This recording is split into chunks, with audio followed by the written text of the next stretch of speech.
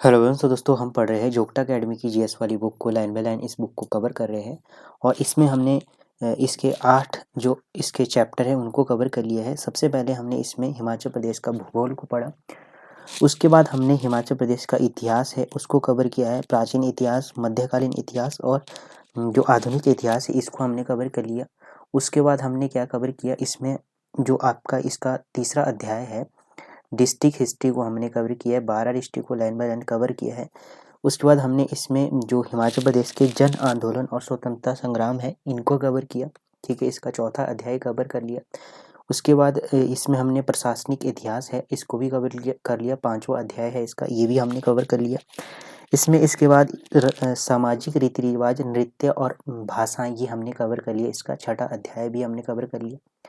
उसके बाद हिमाचल प्रदेश के जो फेस्टिवल और फेयर है इनको भी कवर कर लिया। ये आपका 7वां अध्याय है इस बुक का और ये 4th एडिशन है इस बुक का। ये हमने कवर कर लिया है 7वां अध्याय, हिमाचल प्रदेश के मेले और त्यौहार। इसी के साथ हमने कवर किया हिमाचल प्रदेश में कला और वास्तुकला, ये हमने इसका 8वां अध्याय भी कवर कर लिया है, पूरा कंप्लीट कवर कर लिया है।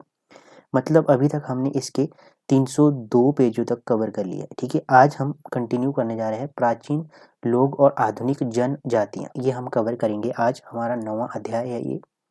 ठीक है, इसके बाद इसमें हिमाचल प्रदेश की अर्थव्यवस्था बसती है और स्थान और शख्सियतें 11वां टॉपिक और 12वां है इसका महत्वपूर्ण जानकारियाँ। ये हमारे 3 टॉपिक बढ़ते हैं। इसके बाद इनको भी कवर कर लेंगे, जल्द ही ये बुक कवर हो जाएगी आपकी। ठीक है, तो शुरू करते हैं दोस्तों आज के सेशन को।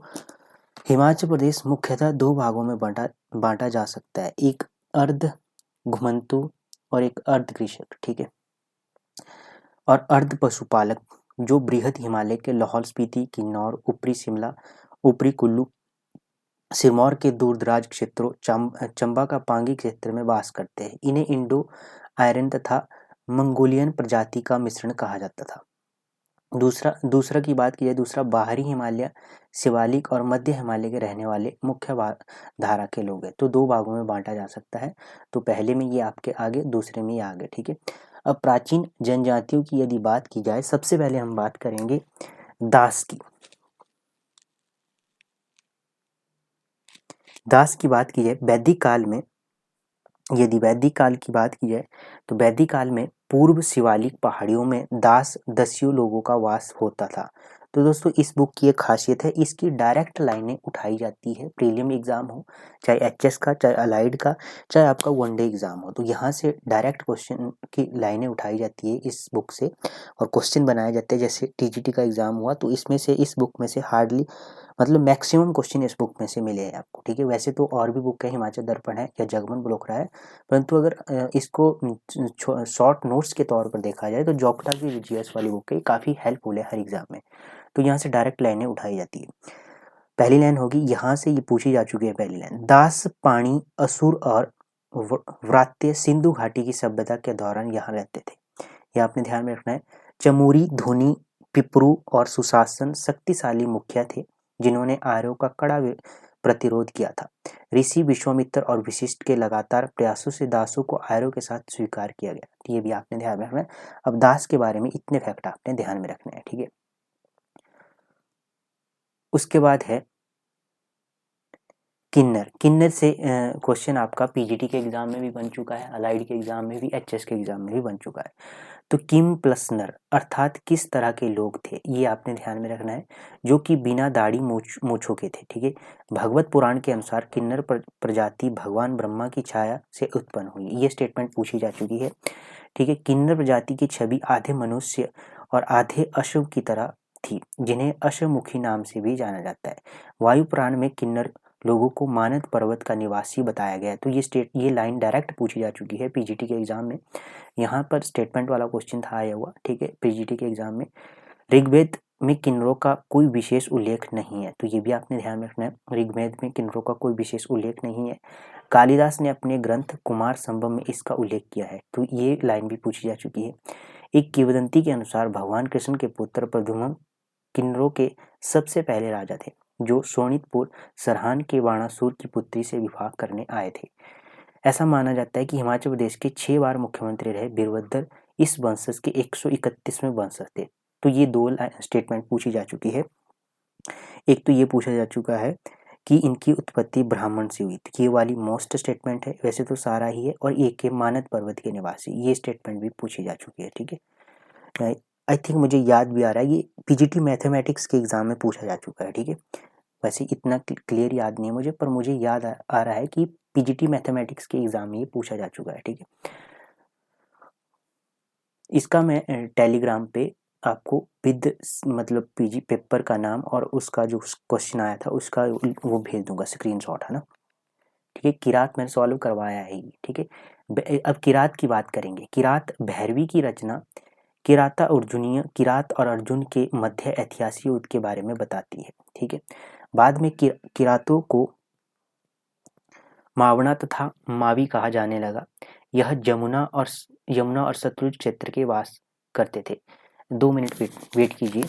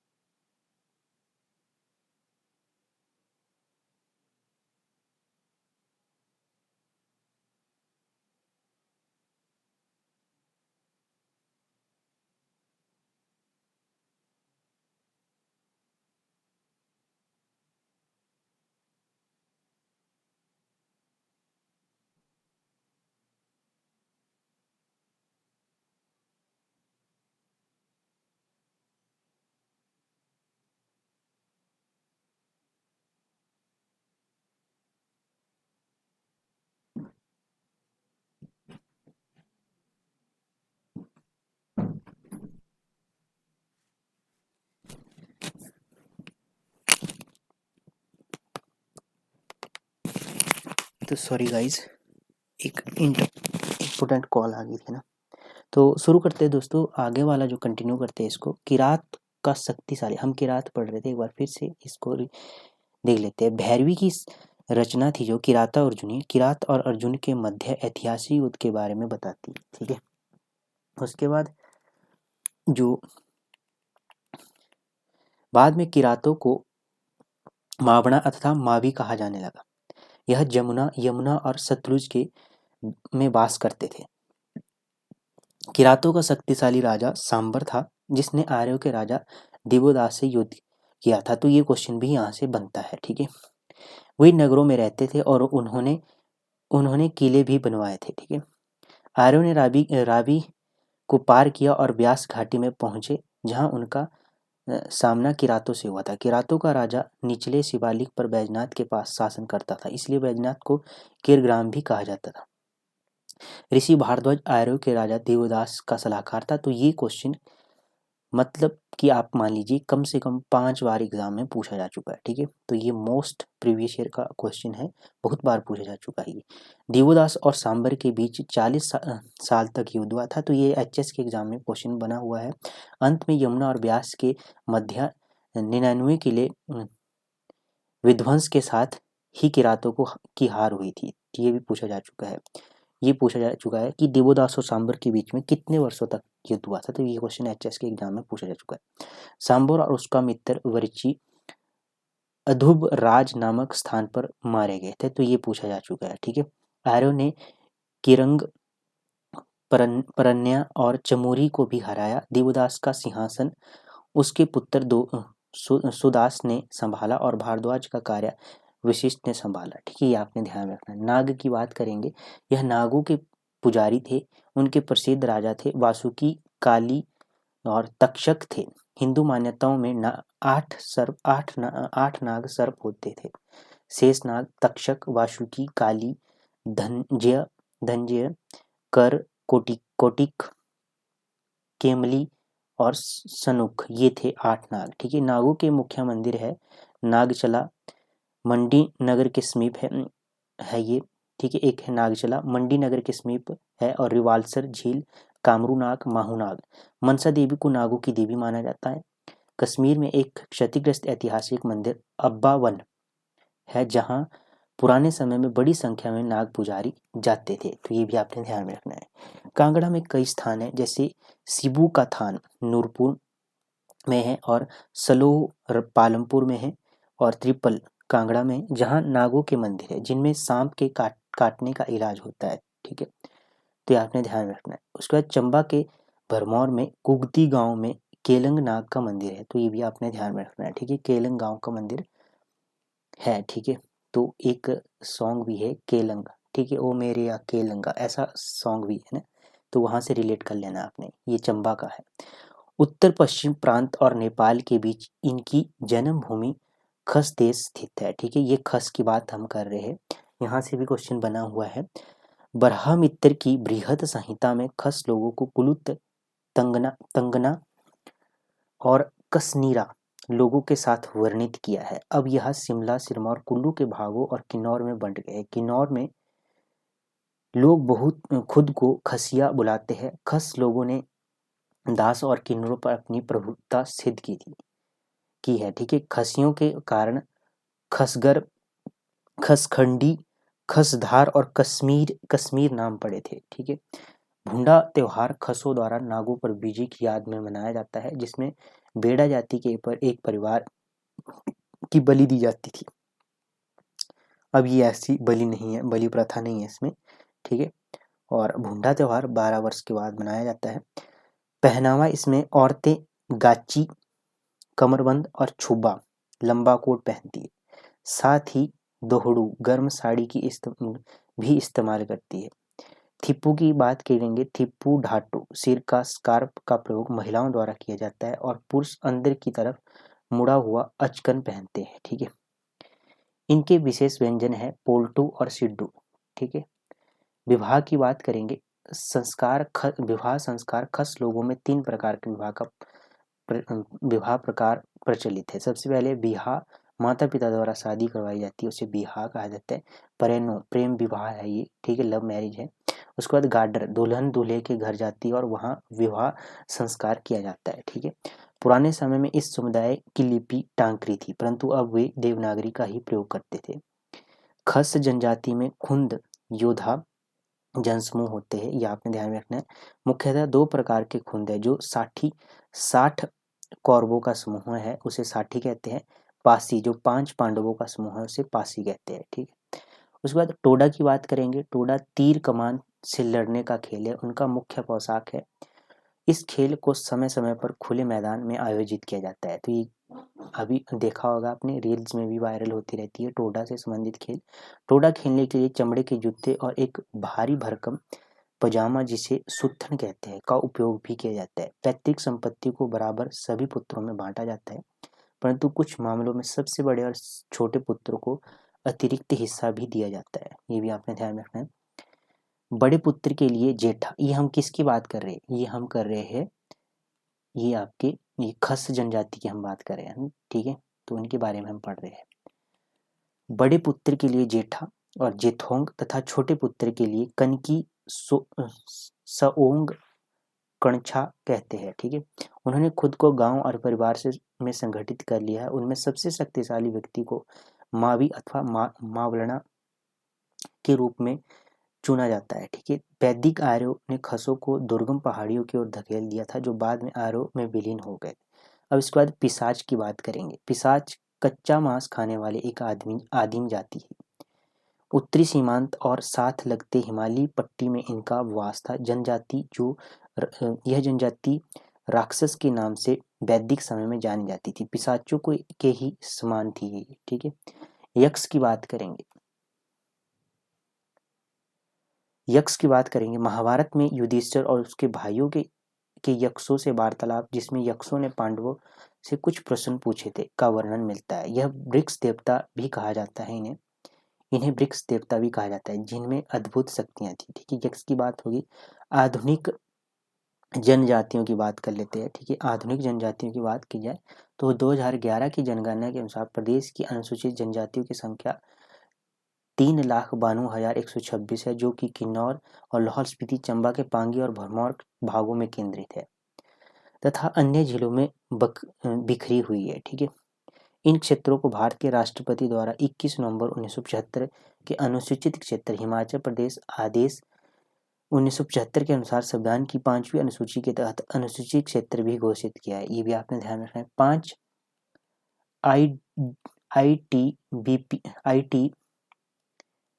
ITDP किन्नौर, लाहौल स्पीति, पांगी और भरमौर है। किन्नौर को छोड़कर 3 ब्लॉकों में फैला हुआ है, बाकी ITDP में एक ब्लॉक शामिल है, ठीक है। उसके बाद स्वांगला की बात करेंगे। स्वांगला लाहौल स्पीति जिले में चंद्रभागा के साथ पट्टन घाटी क्षेत्र में रहने वाली एक जनजाति है। तो ये लाइन एज इट इज पूछी जा चुकी है, जिसमें ब्राह्मण और राजपूत दोनों शामिल है, ठीक है। उनकी उत्पत्ति के बारे में अलग अलग संस्करण हैं। सबसे पहले किंवदंती तैमूर ने आक्रमण किया और बौद्धों को भगाया और इस क्षेत्र पर कब्जा कर लिया, जिसके कारण लोगों को स्वांगला कहा जाने लगा, जो पहले स्वानल नाम से जाना जाता था। अप्रवासी कुछ लोगों का मानना है कि वे चंबा से आए थे। चंबा की निकटता के कारण भूमध्य सागरीय विशेषताएं दिखाई देती है। प्रवास की बात करेंगे। एक अन्य सिद्धांत से पता चलता है कि वे किन्नौर में सांगला घाटी से आए थे, जो तिब्बती अधीनता के अधीन थी। स्वांगला 2 मुख्य भाषाएं बोली जाती है स्वांगला में। एक मचंद यह तिब्बती लोग और हिंदी का मिश्रण है, तिब्बती और हिंदी का मिश्रण, जिसे ब्राह्मण, राजपूत और स्वांगला बोलते हैं।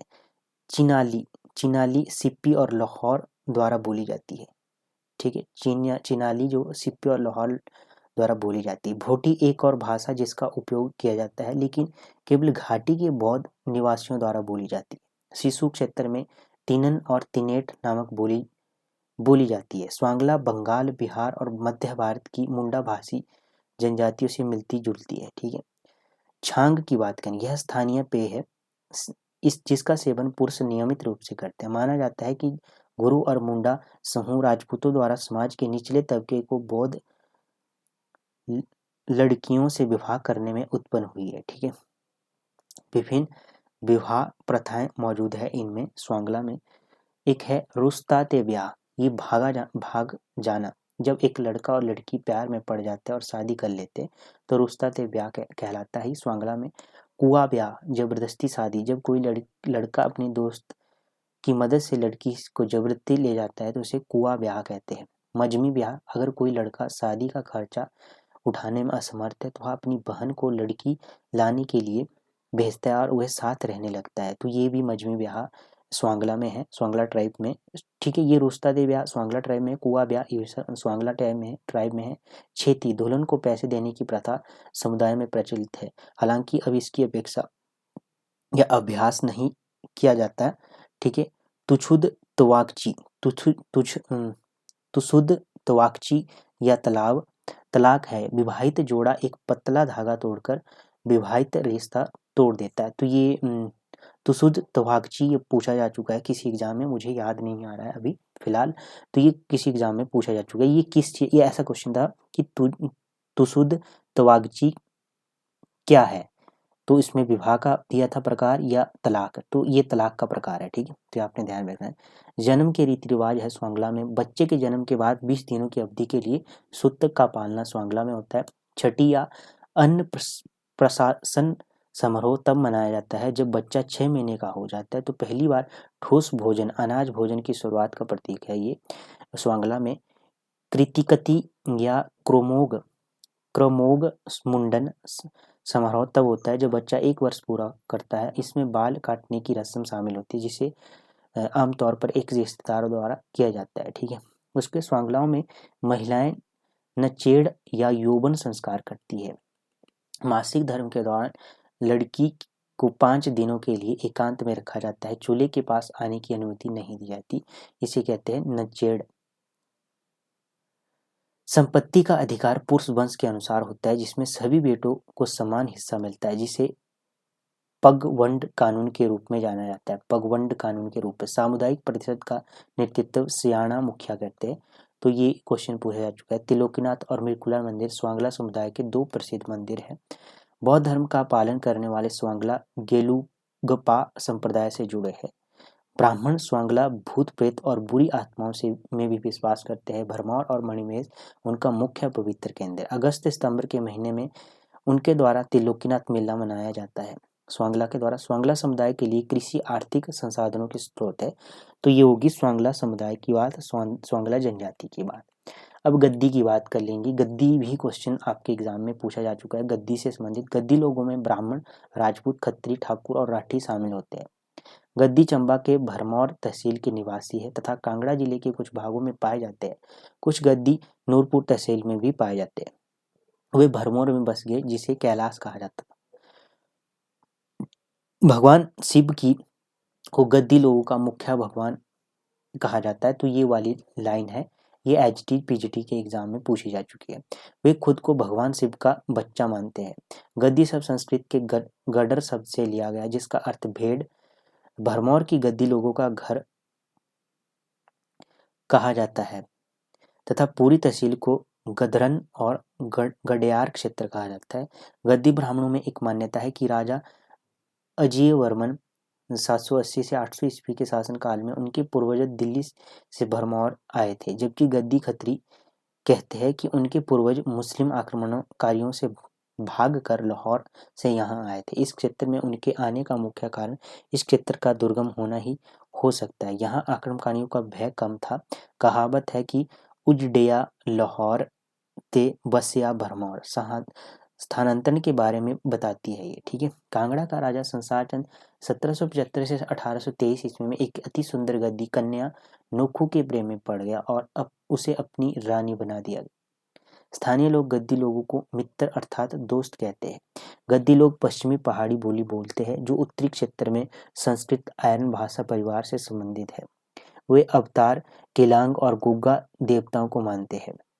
केलांग सभी सांपों का देवता है जिसे दराट के रूप में जाना जाता है और पूजा जाता है। यह गद्दी लोगों द्वारा भेड़ बकरी चराते समय अपने पास रखा जाता है। ठीक है, गुग्गा को मवेशियों का संरक्षक माना जाता है। गद्दी लोगों में प्रचलित 5 मुख्य विवाह प्रकार है।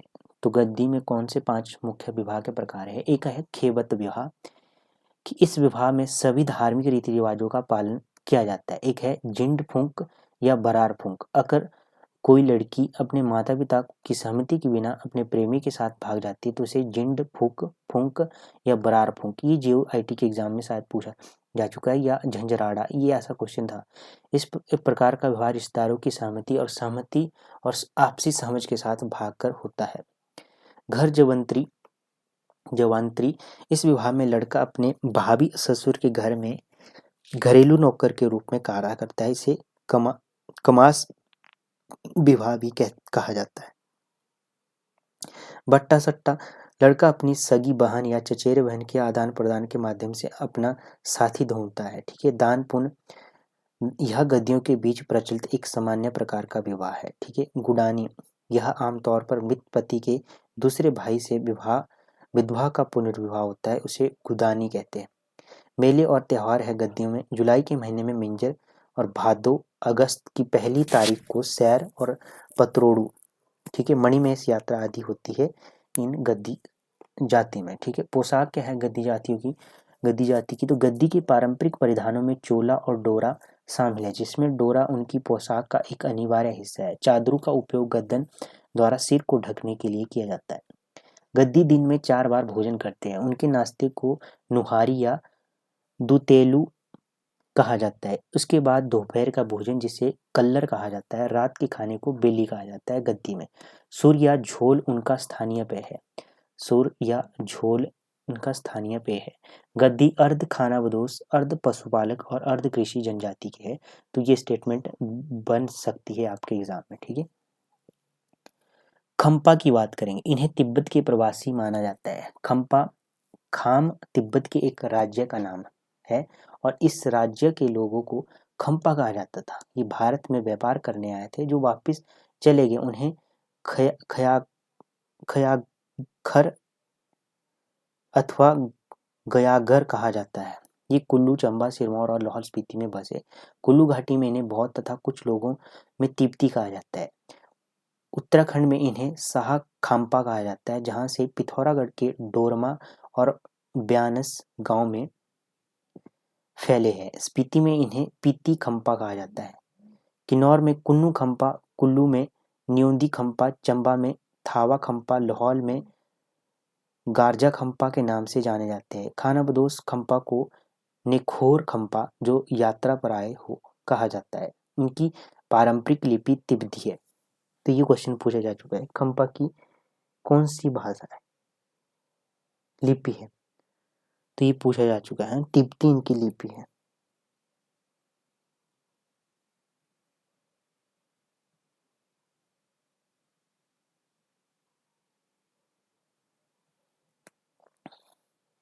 विवाह संस्कार की बात करेंगे। इनके विवाह सामान्यतः एक मध्यस्थ द्वारा तय किए जाते हैं, जिसे फख्तुम कहा जाता है। ठीक है। उसके बाद है तलाक को जात सरी जा दलवा। तलाक को जात सरी जा दलवा अर्थात जाग चो जे या खटाल जे या खेजे के नाम से जाना जाता है। ठीक है। ये किसमें? इनमें खम्पा में। ठीक है। उसके बाद है युवतियां विवाह में तिमदे लुहु गाती है। ठीक है। जिसमें दुल्हन की सहेली दूल्हे से कुछ प्रश्न पूछती है। शादी समारोह के दौरान दूल्हे के पिता रिश्तेदारों के सिर पर एक सफेद पगड़ी बांधते हैं, जिसे डोडकर कहा जाता है। दूल्हा और दुल्हन एक साथ बैठते हैं। वे एक दूसरे को देसील नामक एक मीठा व्यंजन खिलाते हैं, जो चावल और दही से बनता है। खम्पा में विवाह के समय गाए जाने वाले गानों को यनवा अथवा तिमदेलुहु कहा जाता है। खम्पा लामा बौद्ध धर्मों के सभी 4 पंथों को मानते हैं। गलुका, निनगमा पा, साक्या पा, खारगुड्डा पा, ठीक है, इनके कुल देवता को छाड़ना दोरजे कहा जाता है। ठीक है। खम्पा का पारंपरिक परिधान छुब्बा, लंबा गाउन ठीक है, जो गाउन है आजकल चला हुआ है। बनजुग कमीज होता है, ठीक है।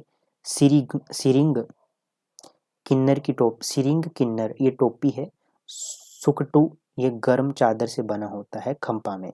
उनका मुख्य व्यंजन थुगपा और मोमो होता है, ठीक है। थुगपा ये तो कई रेस्टोरेंट्स में शायद थुपका भी इसे कहते हैं ना, थुपका या थुगपा या थुपका, ये आपने ध्यान में रखना है, ये कई बार बन सकता है ऐसा क्वेश्चन है, ठीक है। ये खंपा का व्यंजन है। सामाजिक रीति रिवाज खंपा के रालदाक मुंडन, यह संस्कार बच्चे के 2 साल बाद साल का होने से पहले किया जाता है। मृत्यु से संबंधित संस्कार भी किए जाते हैं, जैसे चिजिक चिजिक चौथा दिन, दुजिक 7वां दिन, सिपचुक सिपचुक शेरकू ये 49वां 49वां दिन, और लोगर 1 साल के बाद, ठीक है। ये खंपा के मुख्य रीति रिवाज है, सामाजिक रीति रिवाज। मुख्य मेला है खंपा में लोसर, नव वर्ष 24 या 25 फरवरी को मनाया जाता है। गाल्डे गमछे मई में मनाया जाता है। स्पीति और किन्नौर में गोत्र और गोइटर या लदारचा मेले लगते हैं, जिसमें खुन्नू और पीती खंपा भाग लेते हैं, ठीक है। खंपा अपनी कलात्मकता के लिए जाने जाते हैं, खास तौर पर कालीन बुनाई में वे खूबसूरत डिजाइन बनाते हैं, जिनमें सबसे लोकप्रिय लाल और काले रंग का ड्रैगन डिजाइन है, जो सुक्तू और दुकदान ऊनी चादर बुनते हैं। खंपा लोग पश्मीना ऊन का को भारत लेकर आए, ठीक है। ये आपने ध्यान में, खंपा लोगों को एक पारंपरिक परिषद है जिसे सुजाम चुंगी के नाम से जाना जाता है, जिसका मुखिया गोवा कहलाता है, गोबा, ठीक है। उसके बाद पंगवाल जनजाति की बात करेंगे। ये अभी तक हम खंपा जनजाति के बारे में बात कर रहे थे, ठीक है। पंगवाल ये चंबा की पांगी घाटी के बासिंदे हैं। पंगवाल की उत्पत्ति का रहस्य छुपा हुआ है। यह विवरण के अनुसार वे लाहौर और चिनाब घाटी के प्रवासी हैं। दूसरे विवरण के अनुसार इस क्षेत्र की कठिन परिस्थितियों और विषमताओं के कारण यह क्षेत्र अपराधियों के छुपने के लिए उपयुक्त था, जिन्हें उम्र कैद की सजा दी गई थी। एक अन्य विवरण कहता है कि भारत में मुस्लिम प्रभुत्व के समय कुछ राजपूतों ने मुगलों के हाथों उत्पीड़न के डर से अपने परिवारों को सुरक्षित स्थानों पर भेज दिया। इस कार्य के लिए पांगी सबसे उपयुक्त स्थान चुना गया। हर घर में एक चूली याक और गाय की संतान है, जिसे कहते हैं अर्क, जिसे गेहूं अथवा जौ से बनाया जाता है, जो महिला और पुरुष दोनों पीते हैं। उसके बाद है पंगवाल ब्राह्मण 3 भागों में बंटे हैं। गौर, संगारिया, कालिया। गौर भिक्षा मांगकर जीवन यापन करते थे, और संगारिया पुरोहित वाला कार्य, विवाह जन्म संस्कार करते थे, जबकि नीचे कालिया जो सब गृह का कार्य करते थे, ठीक है। राजपूत पंगवाल के भी 3 भाग है, राणा, ठाकुर और राठी, ठीक है। विवाह है पंगवालों में विवाह संस्कार पिट चुक अथवा चोरी, जबरन उठा के विवाह करने वाला विवाह है पंगवाल में। डोगरी अदला बदली का विवाह है। टोपी लाना विधवा पुनर्विवाह है। विधवा 3 स्तरों में किया जाता है, ठीक है। पिलन सगाई में, और फेक्की और चक्की विवाह है। ये विवाह के सामान्य प्रतीक बुलोक नाक का बाला, फारा रू कान का बाला, साल चिप्पर सॉल, ठीक है, लाल सॉल है। छड़ दे तलाक को छड़ दे कहा जाता है पंगवाल में, ठीक है। सिख बड़े मुंडन संस्कार होता है ये पंगवाल में। मुंडन के में लिए गए बालों को किल्टे टोकरी में रखने के बाद जमीन में दबा दिया जाता है। पंगवाल के मुख्य तीर्थ स्थल है खड़वा नाग मंदिर, मिंधल में, लुज में शीतला माता का मंदिर, पूर्थी में मनसा देवी का मंदिर, और त्रिलोकीनाथ मंदिर। यात्रा धार्मिक यात्रा बहुत प्रसिद्ध है, जिनमें लवान माघ अथवा फागुन में यूनियन और ये मनाया जाता है लवान, और यूनियन और सेंच चैत्र में, डाखरैन और बोरी श्रावण में, फूल यात्रा कार्तिक में महत्वपूर्ण है, ठीक है। कुछ मुख्य त्योहार है त्याने अगस्त में, दिखरैन सावन में, परवच भादों में, सीनिटेरियन सील ये फालियान में, हिंसू नववर्ष में, और मिनियाज। ठीक है,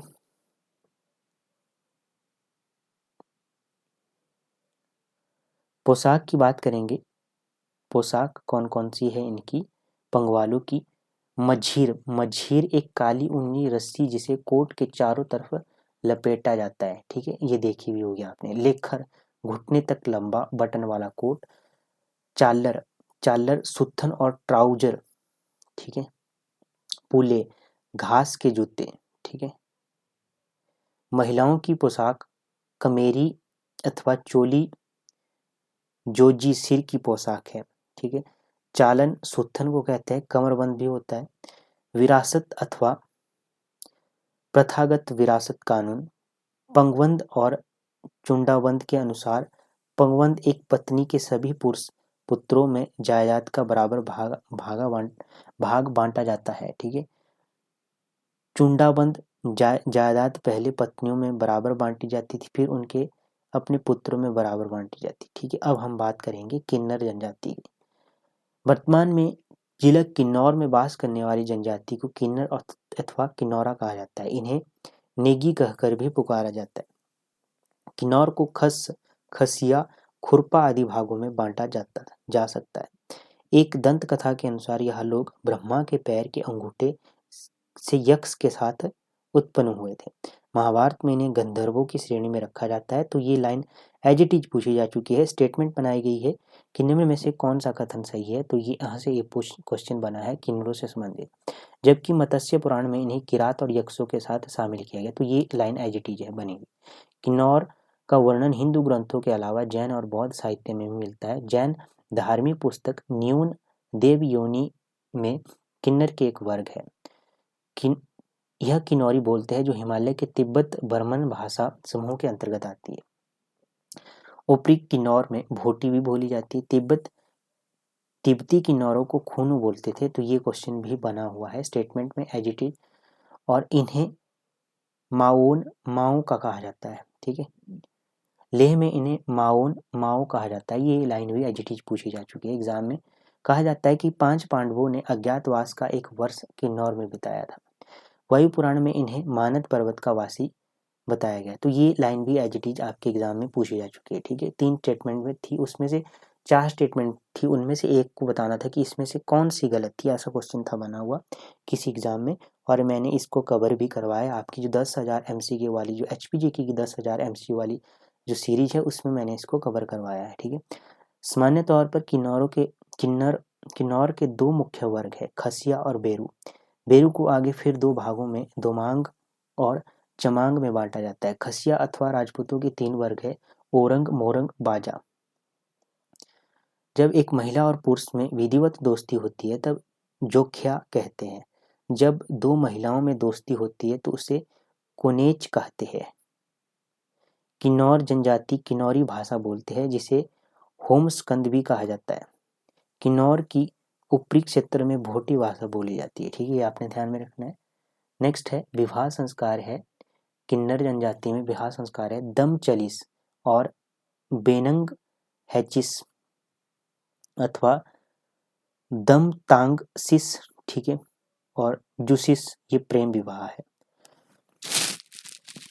दरोस तथा डुबर और न्यामसा देपांग अथवा न्यामसा लेमो और हुचिस बलपूर्वक विवाह या जबरन विवाह के प्रकार है।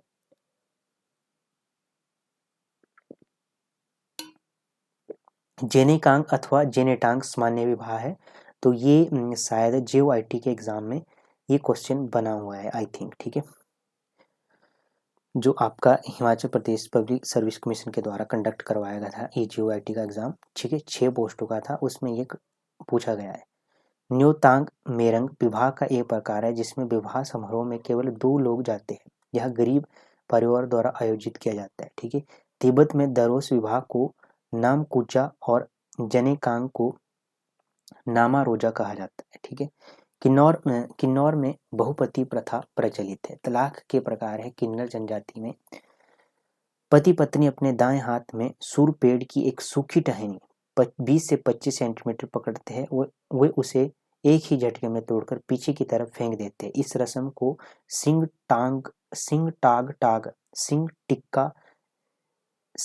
टिक्का, सिम्बा अथवा थाग चोचा कहा जाता है। ठीक है, तो अलग अलग नाम है, इनको आपने अपने अपने अनुसार प्रोनाउंसिएशन करना है।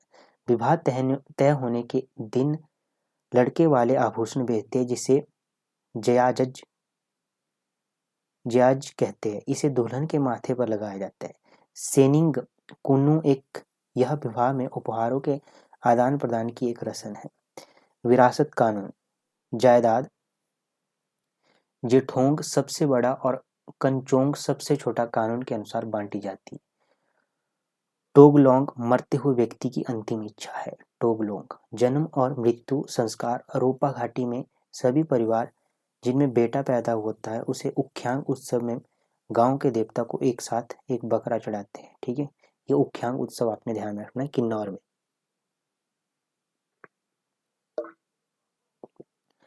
मृत्यु संस्कार डूबना, फुकंत जलाना, भकंत गिद्धों अथवा पक्षियों द्वारा भक्षण के लिए, ठीक है, छोड़ना मृत्यु संस्कार है। हांगरंग घाटी में विशेष तौर पर लामा फोआ सब के कान में कथनों का उच्चारण पड़ते हैं। लामा के पहुंचने पर दरवाजे बंद करके सबको एक बड़े से बर्तन में नहलाया जाता है जिसे लम कुनियाल कहा जाता है। एक सफेद कपड़ा जिसे ओम काफरा कहा जाता है, जिसे 2 लोग अथवा लामा पकड़ के शमशान तक ले जाते हैं। उसी दिन शाम को शोका कुल परिजन रोटी के टुकड़ों और दालों को मिला के बनाया एक पिंड छत पर फेंकते हैं। विश्वास है कि यह खाना कौवा और अन्य पक्षियों के द्वारा देवगम आत्मा तक पहुंचता है। इस कार्य को थुनिंग कहा जाता है। पोशाक है किन्नर जनजाति में तो थेपांग, जिसे हिमाचली टोपी भी कहा जाता है, दोनों पुरुषों और महिलाओं स्त्रियों का सामान्य पहनावा है। छुब्बा महिलाओं और पुरुषों का एक लंबा कोट है जिसे सर्दियों में पहना जाता है। धोड़ू ऊन की साड़ी की तरह होती है। चोली पूरी बाजू वाला ब्लाउज और चनली शॉल होती है। ठीक है, राया घोया साधारण कमीज, गोलक अथवा घोए अथवा यंगलक गर्म ऊनी शॉल, केरा ऊनी रस्सी होती है, सेऊ टोपी होती है। ठीक है, ये होगी। धर्म क्या क्या है इस जनजाति में? किन्नर में बौद्ध धर्म को मानने वाले लोग निंगम्पा, दुखपा, काग्युगपा, गोलुगप्पा पंथी से संबंधित है। ठीक है, किन्सु कुल देवता होता है और घोरी गांव का देवता होता है। मुख्य देवता है माहेश्वर, चंद्रिका, बद्रीनारायण और डाबला। ठीक है, ये मुख्य देवता है। किन्सु को हर घर में कमरे के एक कोने में पूजा जाता है, जबकि बाकी देवता को उनके स्थान पर मंदिरों स्थोंग मंदिर परिषद में पूजा जाता है। किन्नौर में मुख्य 18 देवता है जो बाणासुर और हडिम्बा की संतानें मानी जाती है। वे आत्माओं में विश्वास रखते हैं। भकरा सुना,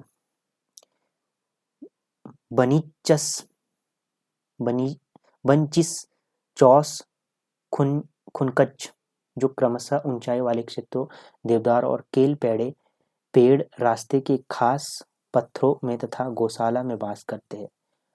खुनकच किसी को हानि नहीं पहुंचाता था यदि उसे कोई हानि ना करे, परंतु बाकी 3 अपने रास्ते में आने वालों को हानि पहुंचाते थे। चुड़ैल यानी गर्भवती स्त्री की आत्मा को ताबीज पहनकर दूर भगाया जाता था। हर 2 से 5 साल के बीच बुरी आत्मा को दूर रखने के लिए थाता समारोह आयोजित किया जाता है। किन्नर जनजाति में बौद्ध गांव में एक प्रवेश द्वार लगते थे ताकि बुरी आत्मा अंदर ना आ सके। जजमानी प्रणाली को वे लोग बियानना प्रणाली कहते हैं। यह प्रणाली राजपूत और कुली, लोहार, बद्दी और नालू लोगों के बीच परस्पर सहयोग पर आधारित है। बियानना के अलावा बोहरा और मोकोमो ख्यासिमिंग प्रणाली भी है, जिनके अंतर्गत किसान और संबंधित लोगों को आर्थिक लक्ष्य और सामाजिक मामलों के लिए नियंत्रित किया जाता है। सामाजिक मामलों के लिए पड़ोसियों को बुलाया जाता है और काम के बदले उन्हें भोजन करवाया जाता है। ठीक है, तो ये आपने प्रोनाउंसिएशन अपने अकॉर्डिंग कर लेनी है। ठीक है, मेले और त्यौहार। किन्नर जनजाति में उख्यांग, फागुली, डाखरैन, दिवाल, लोसर, महंग, साजो, खेपा, बाल, छियांग, कुलमा, सोरा, तोसिम ये त्योहार है किन्नर जनजाति में। समुदाय परिषद कानून व्यवस्था बनाए रखने के लिए किन्नौर की पारंपरिक परिषद होती है, जिसे 4 भाई कहा जाता है, जिसमें 4 हालमंदी, टोकनिया और एक मुखिया होता है। मुखिया और 4 हमेशा राजपूत होते हैं, जबकि हालमंदी और टोकनिया कोली होते हैं। महिलाएं कभी भी 4 भाई की सदस्य नहीं होती। आरोपी को भिन्न सजाएं दी जाती है। टीचिंग मीचिंग जाति अथवा गांव से बाहर करने के लिए। अगर कोई देवता के निर्देशों का उल्लंघन करे या शापित परिवार में विवाह करे या किसी को की जायदाद हथिया ले, तब ये प्रयोग किया जाता है। छेटपा देवता के आदेश पर मंदिर न आने या देरी से आने पर दी जाती है ये सजाएं। ती दरंग सीसे यह सजा असुधार्य भटकाने वाले या जघन्य अपराधों के लिए दी जाती है। देवता का गुरु सबके सामने कटोरे में से ठंडे पानी की बौछार दोषी व्यक्ति पर करके उसके पतन की प्रार्थना करते हैं। सबसे बड़ी विवाहित स्त्री को गोइन कहते हैं, जिसका अर्थ है कि मालिकिन। वह पूरे घर और परिवार के खजाने को नियंत्रित करती है। परिवार के सबसे बड़े पुरुष को गोटेस कहते हैं, जिसका अर्थ है मालिक। व्यवसाय है इनकी किन्नर जाति में खेती, व्यापार और सिगमो हाला प्रणाली से भेड़ पालन मुख्य व्यवसाय है इनका। ठीक है, लाहौला जनजाति के बारे में बात करेंगे। लाहौल में बसने वाले लोगों को लाहौला कहा जाता है। लाहौल के लोग तिब्बतियों और आयरों को एक मिश्रित जाति है, जो भागा और चंद्रा घाटियों में बस गए थे तथा विभिन्न वर्गों के आर्य और अर्ध आर्य जो पश्चिम से आए आर्य यहीं रहने लग गए, इसलिए लाहौल आर्य और मंगोलियन जाति के लोगों की संतानें हैं। परंतु लाहौल घाटी के विपरीत स्पीति के लोग पूरी तरह से तिब्बती है। यहाँ कोई भी हिंदू अथवा आर्य जाति का नहीं है। जाति प्रणाली इनकी जाति प्रणाली, परंपराएं और सामाजिक ढांचा पंगवान लोगों की तरह है। लाहौल और स्पीति में रहने वाले लोग 2 मुख्य श्रेणियों में बांटे जाते हैं।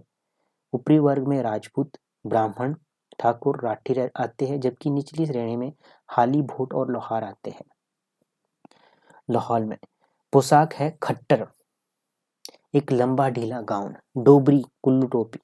विवाह संस्कार है तभागस्टन। सामान्य विवाह तथा माता पिता द्वारा तय किया जाता है। लाहौल में माता पिता द्वारा तय किए विवाह में लड़के के माता पिता छांग का एक घड़ा लेकर लड़की के घर जाते हैं और अपना प्रस्ताव रखते हैं। कुमाई भागस्टोन यह चुराकर या जबरन शादी किया गया विवाह का एक प्रकार है। तलाक में कुड़पा चाडचे द्वारा किया जाता है, जिसमें पति पत्नी उनका एक पतला धागा अपनी छोटी उंगलियों से पकड़ते हैं और खींच कर तोड़ देते हैं। इस जनजाति के लोग में बहुत प्रथा भी मौजूद है। लाहौल में खाद्य क्या है इनका? छांग स्थानीय शराब जो गेहूं और जौ अथवा जौ और चावल से बनाई जाती है। लुगड़ी स्थानीय पेय है, खासकर जहां बहुत अधिक ठंड कोकसर क्षेत्र में होती है। उसके अलावा बस सब जगह सब्जियां उगाई जाती है और लाहौल घाटी आलू उत्पादन के लिए मशहूर है। उसके बाद है व्यवसाय है लाहौल जनजाति का। 1962 पहले अधिकांश लाहौली व्यापार के लिए तिब्बत जाते थे। अब वे अपने व्यापार के लिए कांगड़ा, चंबा, जम्मू और कश्मीर अन्य भागों में जाते हैं। कारू नीले फूलों वाला किरात का पौधा, पातीस बच्छ नाग का विषैला पौधा और अन्य पौधों की जड़ों को खाली पड़ी जमीन में खोदकर कुल्लू और आसपास के क्षेत्रों में बेचा जाता है। धर्म है लाहौलियों का। लाहौल में सबसे बड़े देवता त्रिलोकीनाथ की पूजा की जाती है। यहाँ के मूल निवासी इन्हें अनाज गुरु के नाम से जानते हैं।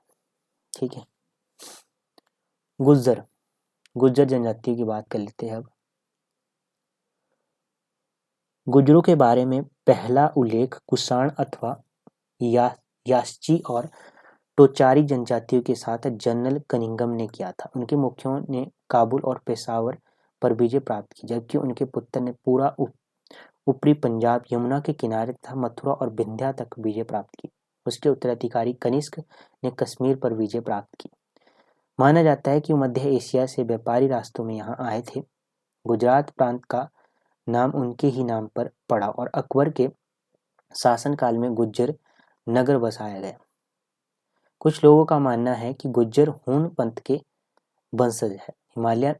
हिमाचल के हिंदू गुज्जर भगवान कृष्ण की माता यशोदा से अपनी उत्पत्ति मानते हैं। हिंदू गुज्जर मुख्यतः चंबा, मंडी, कांगड़ा, सिरमौर और सोलन में रहते हैं, जबकि मुस्लिम गुज्जर चंबा, मंडी, बिलासपुर, सोलन और सिरमौर में रहते हैं।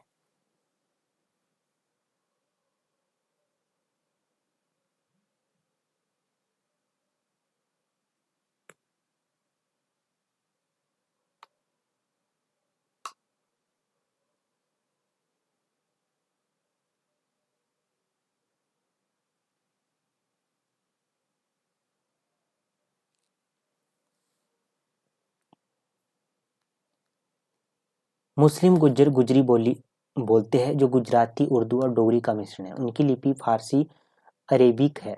ठीक है। हिंदू गुज्जर कई प्रसिद्ध गोत्रों में बांटे गए हैं, जैसे खटाना, चौहान, गुरसी, दिधर, भूमपल, कलारिया, मलहेरिया, कोटिलिया, मोटे, चेची, भुंच, बरगत, कलास, छोरे, लड्डी, बाजर, बेधना। ये इनकी प्रसिद्ध गोत्र है। मुस्लिम गुज्जरों की दो श्रेणियां हैं, भटारिये और भनारिये। व्यवसाय है गुज्जर जनजाति। हिंदू गुज्जर एक जगह बस कर खेती करते हैं। हर घर में एक गाय होना अनिवार्य है। दूध सिर्फ परिवार के प्रयोग के लिए होता, ना कि बेचने के लिए, क्योंकि वे अपनी उत्पत्ति भगवान कृष्ण की माता यशोदा से मानते हैं। अधिकांश मुस्लिम गुज्जर पशुपालक है। यह एक घुमंतू जनजाति की है जो दूध से बने उत्पादों को बेचते हैं। ये कभी ऊंचाई से निचले क्षेत्रों तथा कभी नीचे से ऊंचाई वाले क्षेत्रों की तरफ प्रवास करते रहते हैं। वन विभाग ने ऊंचाई पर घासियाल की चरागाह भूमि इन्हें दे दी है। गुज्जर रंगीन धागे से टोपियां और जौहर जैकेट पर कढ़ाई करने में माहिर है। वे पेड़ पौधों और जानवरों के चित्र बनाकर अपने घरों को भी सजाते हैं। हिमाचल के गुज्जर पर्वतीय आदिम जाति सेवक संघ के सदस्य हैं। इनकी स्थापना 1956 में की गई थी। गुज्जरों में पारंपरिक भाईचारा पंचायतें होती है। गुज्जर जनजाति हमने देख ली। अब जाट देख लेते हैं। जाट जनजाति सामान्यतः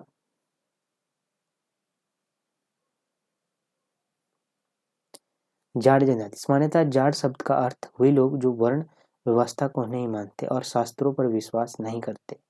वे तिब्बत से भारतीय सीमा में रहने आए। जाट लोगों की भाषा तिब्बती है।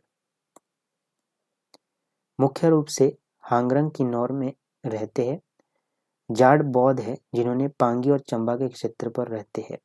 ये कृषि और उनके व्यापारों से आय अर्जित करते हैं। इस क्षेत्र में अविवाहित लड़कियों को जेमो के नाम से जाना जाता है। हांगरंग में बहुपति प्रथा प्रचलित है। हाटी संविधान अनुसूचित जाति आदेश विधेयक 2022, जिसे 16 दिसंबर 2022 को लोकसभा में पारित किया गया, सिरमौर जिले के ट्रांस क्रीक क्षेत्र के हाटी समुदाय के लिए एक महत्वपूर्ण मील का पत्थर है। इस विधेयक का उद्देश्य हिमाचल प्रदेश के संबंध में हाटी समुदाय को अनुसूचित जनजाति की सूची में शामिल करना था। हाटी समुदाय है जिसे यह नाम शहरों में हाट नामक छोटे बाजारों में घर में उगाई गई सब्जियां, फसलें, मांस और ऊन आदि बेचने की परंपरा से मिला है। हाटी की मातृभूमि हिमाचल उत्तराखंड सीमा पर गिरी और टोंस नदी के बेसिन में फैली हुई है, जो यमुना की दोनों सहायक नदियां हैं।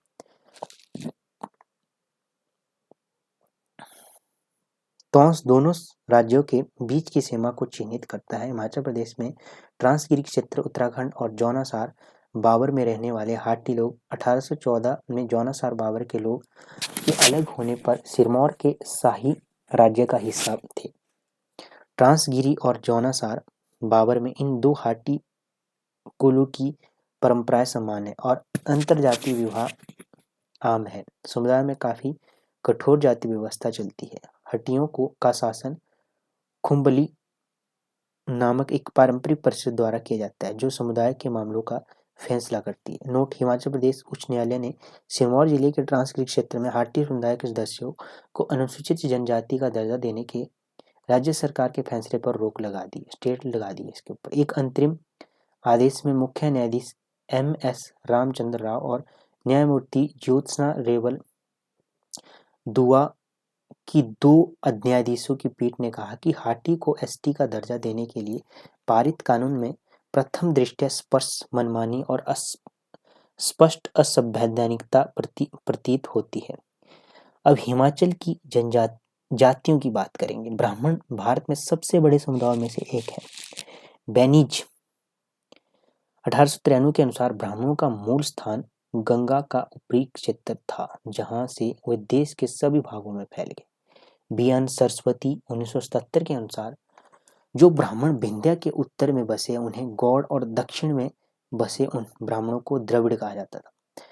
ब्राह्मणों के गोत्र कई ऋषियों से जुड़े हैं, जैसे गौतम, भारद्वाज, जमदागिनी, वशिष्ठ, कश्यप, अत्रि, अगस्त्य। हिमाचल में किन्नौर और स्पीति के अलावा ब्राह्मण सब जिलों में है।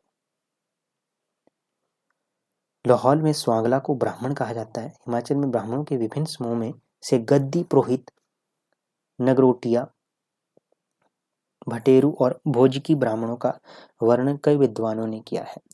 VN सरस्वत के अनुसार हिमाचल में नगरोटिया, नगरकोटिया और भटेरू ब्राह्मणों की प्रवासी सरस्वत और गौड़ से अलग पहचान है।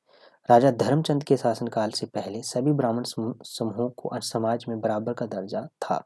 अपने पुत्र के अशुभ सितारों से निदान पाने के लिए उसने पूरे देश में 13 ब्राह्मणों को विशेष यज्ञ करने के लिए बुलाया। यह ब्राह्मण थे पंडित, मियार, रेहना, राणा, पंचकर्ण, नाग, पुरोहित, बेदी, विरीच, सोत्री, दीक्षित, अवस्थी, उपाड़ा और आचारी। जिन ब्राह्मणों ने यह संस्कार किया उन्हें बाकी समुदाय समूहों से ऊपर रखकर सम्मानित किया गया और उन्हें अतिरिक्त सहायता दी। बाद में वे कांगड़ा में बस गए। कांगड़ा क्षेत्र में मुख्यतः 3 तरह के ब्राह्मण पाए जाते हैं: नगरकोटिया, भटेरू और हलवाहा। इनके साथ साथ एक चौथा समूह डोगरा भी है, जो जम्मू और कश्मीर के डुग्गर के प्रवासी हैं। भटेरू नगरकोटिया के बाद आते हैं। बाकी किसान ब्राह्मण समाज में सबसे नीचे स्तर पर आते हैं। नगरकोटिया ब्राह्मणों के गोत्र भारद्वाज, गौतम, पराशर, वशिष्ठ आदि आते हैं। नगरकोटिया और भटेरू के बीच एक गोत्र नाग भी आता है। इस गोत्र के 3 वर्ग हैं: पुंडरीक, खड़पा और गोसालू। कहा जाता है कि कांगड़ा में इन्होंने ही भगवानों के सांपों की पूजा की शुरुआत की थी। पुंडरीक इसी नाम के नाग देवता की पूजा करते हैं। खड़पा नाग की पूजा करने वाले हैं। गोसालू जंगली और हानि रहित नागों की पूजा करने वाले। दीक्षित जो कि कटोच परिवार के गुरु हैं और राजजनक गोत्र के ब्राह्मण गुलेर शासकों के गुरु हैं। भटेरू शब्द भाट शब्द से लिया गया, अर्थात ब्राह्मण जो पुरोहितों का काम करते हैं। जिन ब्राह्मणों ने धर्मचंद का यज्ञ में आयोजित किया था को बाद में भटेरू का पद दिया गया। हलवाहा ब्राह्मण देहाती कृषक है और जाति के कर्म नहीं जाने जाते। अचरज द्रोणाचार्य के वंशज है जो भारद्वाज, मोदगिल और पराशर श्रेणी से संबंधित है। गुजराती ब्राह्मणों के गोत्र गर, कौशल्य और भारद्वाज है। गर्ग ब्राह्मणों को मास्कू कहते हैं क्योंकि यह मृत आत्मा के नाम पर हर महीने दान लेते हैं। और अचरज और मास्कू में अंतर है कि अचरज मृत्यु के बाद एक दम संस्कार करते हैं और मास्कू मृत्यु के 1 महीने बाद परिवार में आना शुरू करते हैं, 1 साल तक संस्कार करते हैं और हर महीने दान लेते हैं। दकौत यह ब्राह्मणों का एक और समुदाय है। इन्हें भोजरू भी कहा जाता है। इन्हें गर्ग ऋषि की संतान माना जाता है। एक कथा के अनुसार ब्रह्मा के पुत्र गर्ग ऋषि को पुत्र न होने से वंश खत्म होने की चिंता थी। उसने स्वप्न में देखा कि उसकी पत्नी ने एक रहस्यमय फल खा लिया और गर्भवती हो गई। सुबह उठकर जब उसने पूछा तो उसकी पत्नी ने बताया कि उसे एक आत्मा ने एक फल दिया था जिसे उसने रात को खा लिया था। बाद में उसने एक पुत्र को जन्म दिया। इसी वंश में एक बराह मिरी आचार्य ऋषि ने दूसरी जाति की स्त्री को वरदान दिया जिससे उसे एक पुत्र डुक हुआ। आजकल डुक अथवा भोजरू राहु और केतु के नाम पर दान लेते हैं। इन्हें दकौत कहा जाता है। भोज की यह नैना देवी, चामुंडा देवी, ज्वालामुखी, चिंतपूर्णी आदि स्थानों में रहते हैं। यह मंदिरों में पुजारी होते हैं। इनका उपवर्ग क्रियेसतु ब्राह्मण है। पौडा जो ब्राह्मण है जो भिक्षा तथा दान ग्रहण करते हैं तथा वे कुल्लू के निर्मल में रहते हैं। शिमला जिले का बलग गांव पौडों का गांव माना जाता है। ठीक है। टांकरी और संस्कृत इनकी लिपि है। ठीक है। इसके बाद है ये हो गया नसरवान जजमानों द्वारा ब्राह्मणों को दी गई दीक्षा। गुंतराला प्रसव के बाद शुद्धिकरण। रज्जुन जने जन्म से संबंधित गीत। विवाह संस्कार बट्टा सट्टा हलवाहा से प्रचलित है इनमें। ठीक है। उसके बाद है राजपूत भूतपूर्व मुख्य योद्धा तथा शासक समुदाय के हैं जिन्हें रोज 1914 ने मूल रूप से ब्राह्मण बताया है। वैदिक साहित्य में राजपूत का अर्थ था राजा का पुत्र। बाद में इसका वास्तविक अर्थ हो गया और इसका अर्थ है जमींदार। ठीक है। बहादुर 1978 में ये कहते हैं। एक कथन के अनुसार फुल्की राजा के राजपत्र में राजपूतों की 3 वंश संप्रदायों में बांटा गया। सूर्यवंशी, चंद्रवंशी, अग्निकुल अथवा बराहवंशी। हर वंश को खाम्प में बांटा गया तथा खाम्पों को नख तथा नखों को गोत्रों में बांटा जाता है। बहुत सारे गोत्रों में से 26 गोत्रों को शाही कहा जाता है और अपनी शक्ति और संख्या के कारण उन्हें विशेष स्थान प्राप्त है। राजपूत राज्य की जनसंख्या का सबसे बड़ा हिस्सा है। इनके मुख्य गोत्र कटोच, राठौड़, सेन, परमार आदि है। कटोच गुलेर के गुलेरिया है, जसवां के जसवाल, दतारपुर के डडवाल, कहलूर बिलासपुर के कहलूरिया, चंदेल, सुकेत के सेन, सुकेती और मंडी के मंडियाल है। ठीक है। पमार, परमार, तनबर और तोमर मुख्यतः सोलन, सिरमौर और कुछ कांगड़ा में पाए जाते हैं। थरोच में सिसोदिया और शिमला क्षेत्र में कुंवर राठौड़ पाए जाते हैं। जुब्बल की बात करेंगे। जुब्बल में राजपूत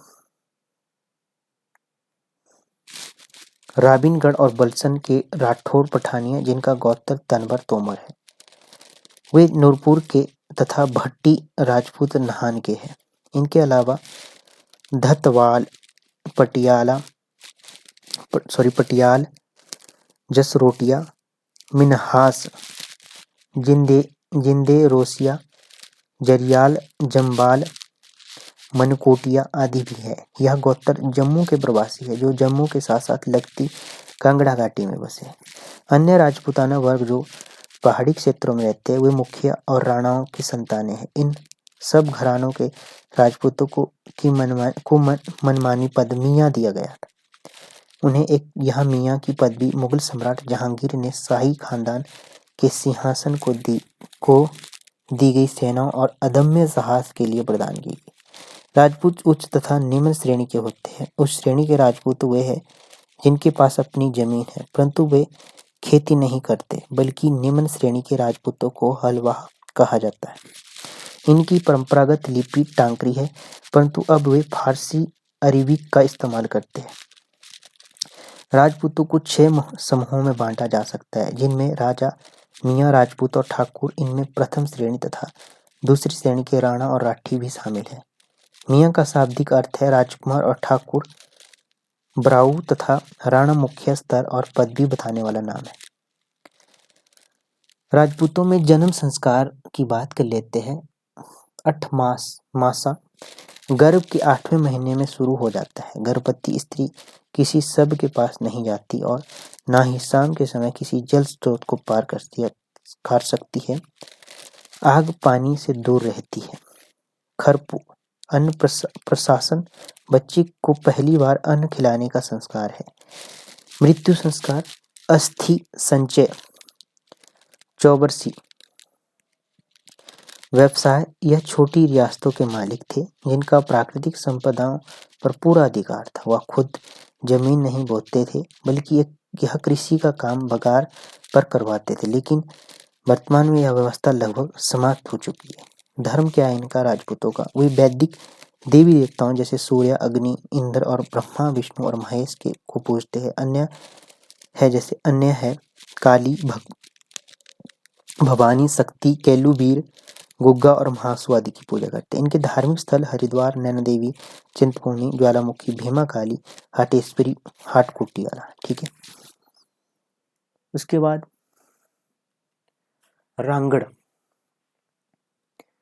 रांगड़ अथवा रांघर सामान्यतः मुस्लिम राजपूत है, हालांकि थोड़े से हिंदू रांगड़ भी है। कर्नल टोड के अनुसार यह शब्द राणा शब्द से निकला है।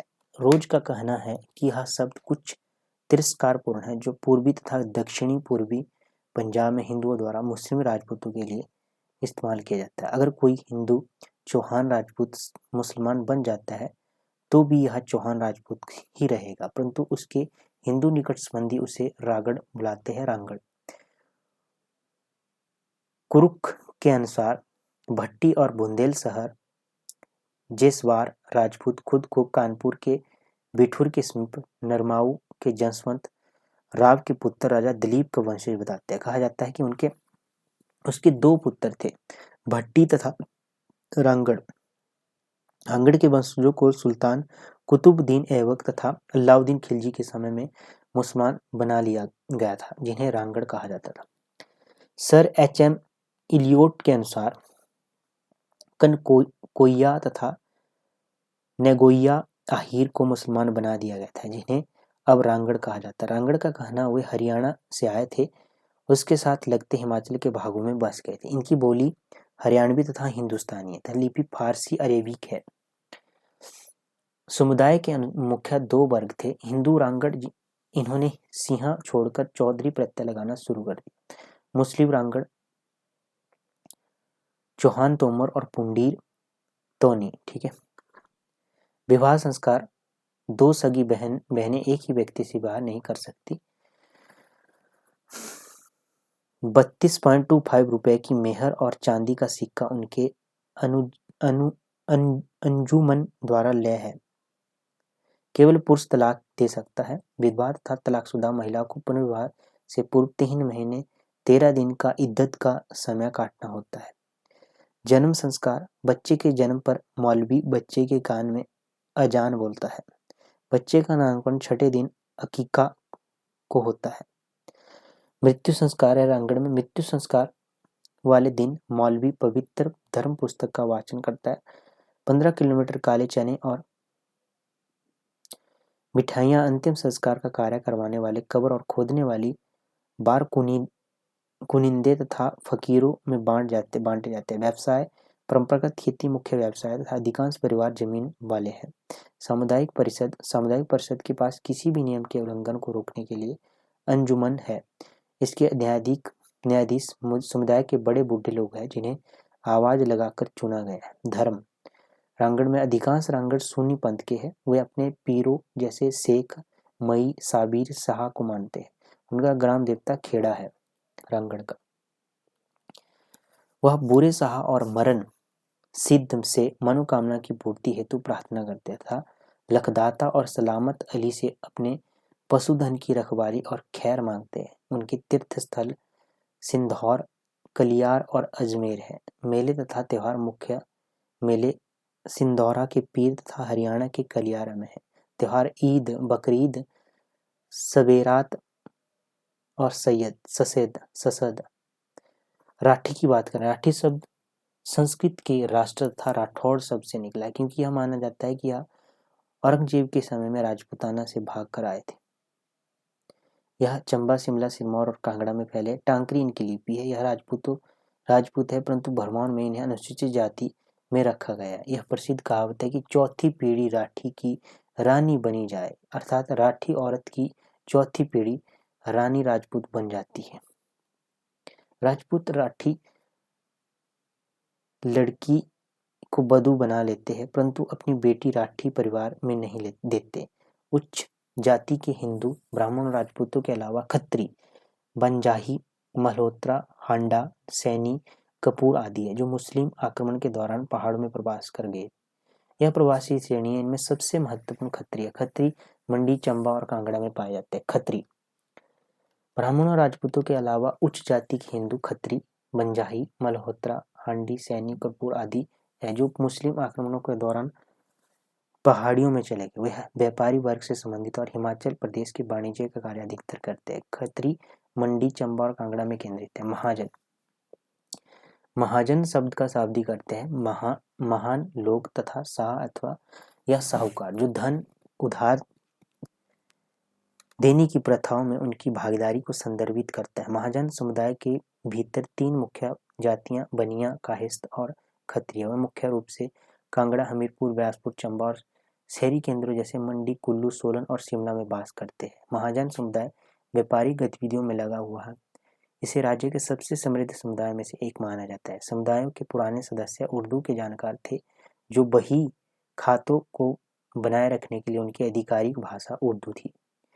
महाजन समुदाय द्वारा खाए जाने वाले पारंपरिक खाद्य पदार्थों में बबरू भल्ले अंकली आदि शामिल है। एंकली महाजन समुदाय के भीतर कुछ वर्ग जैसे गुप्ता बोहरा बनिया दीवान खत्री और कायस्थ सामाजिक रूप से श्रेष्ठ माने जाते हैं। संभवतः उनकी संपत्ति के कारण माने जाते हैं। समुदाय को कई वर्गों में विभाजित किया गया, जिनमें कथियाले दावरे धनकन सुवान फली मेहता पुवारी आदि शामिल है। विवाह पूर्व अनुष्ठानों में सगाई टिक्का और थक्का शामिल है। महाजन समुदाय बट्टा सट्टा विवाह तथा दुल्हन की कीमत का प्रचलन नहीं है। जन्म के रीति रिवाजों में गुंत्राला नामकरण समारोह अन्न प्रसान पहला भोजन मुंडन सिर मुंडवाने की रस्म जनेऊ पवित्र धागा समारोह कर्ण वेधन कान छिदवाने की रस्म शामिल है। धर्म के संदर्भ में पूर्वजों जेठेरे के जन्म विवाह और अन्य उत्सवों के अवसर पर पारिवारिक देवताओं के रूप में पूजा जाता है। बाबा बालकनाथ का एक पारिवारिक कुल देवता और एक स्थानीय ग्राम क्षेत्रीय देवता दोनों हैं। महाजन समुदाय का व्यवसाय मुख्य रूप से व्यवसाय और धन उधार देने पर केंद्रित है। वे मुख्य रूप से एक गैर कृषि समुदाय है। सूद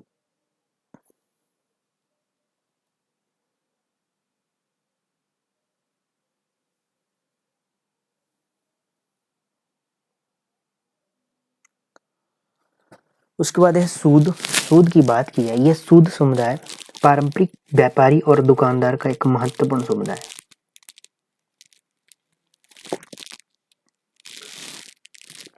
जो बनिया, खत्री और महाजन समुदाय के समान है। उन्हें व्यापारी और कलरकों के समुदाय के रूप में जाना जाता है। सूद शब्द पंजाबी शब्द सूद से लिया गया है, जिसका अर्थ है साहूकार द्वारा मूल राशि पर अर्जित ब्याज। हिमाचल प्रदेश में दो व्यापक समूह है, पालमू सूद और जसवाल सूद। सूद समुदाय मुख्य रूप से कांगड़ा जिले में है। उसके बाद हमीरपुर, ऊना, बिलासपुर, शिमला, चंबा, मंडी, कुल्लू, सिरमौर और सोलन में। अतीत में व्यापार के लिए उनकी आधिकारिक भाषा उर्दू थी, जिसे टांकरी लिपि में लिखा जाता था। बट्टा सट्टा विवाह की प्रथा प्रचलित है। विवाह के दुल्हन की कीमत नहीं ली जाती। जन्म की रस्मों में नामकरण समारोह है। खिरपू मुंडन, सिर मुंडवाने की रस्म है। जमालू, कछेदन और जनेऊ पवित्र धागा समारोह शामिल है। ठीक है। संपत्ति सभी बेटों को समान रूप से विरासत में मिलती है, लेकिन कभी कभी बड़े भाई को थोड़ा बड़ा हिस्सा मिल सकता है, जिसे जथुंडा कहा जाता है। ठीक है।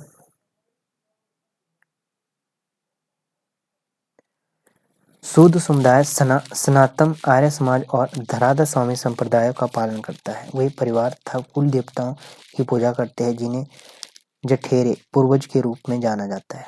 ब्रजेश्वरी देवी और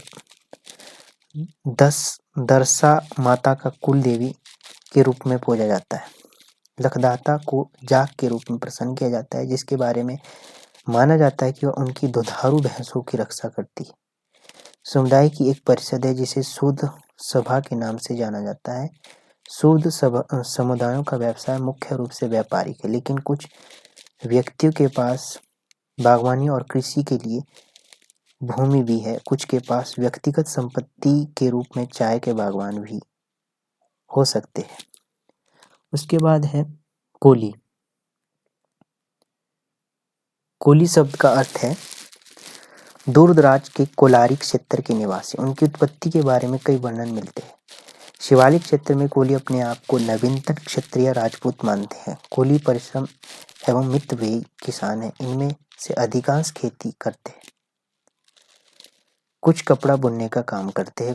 कोली समुदाय को प्रदेश में अलग अलग नामों से बुलाया जाता है। चंबा में हाली, कोली, डागी और चनाल। कुल्लू, शिमला और सिरमौर में कोली। मंडी, कांगड़ा और सिरमौर में चनाल।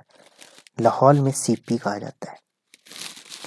हिमाचल प्रदेश में इन्हें अनुसूचित जाति के रूप में वर्गीकृत किया गया है। लाहौल में ये लोग संस्कृत के समान बोली बोलते हैं। अन्य भागों में इंडो आर्यन परिवार की बोली और मुंदरी तथा तिब्बती बर्मा भाषाओं की मिश्रित बोली बोलते हैं।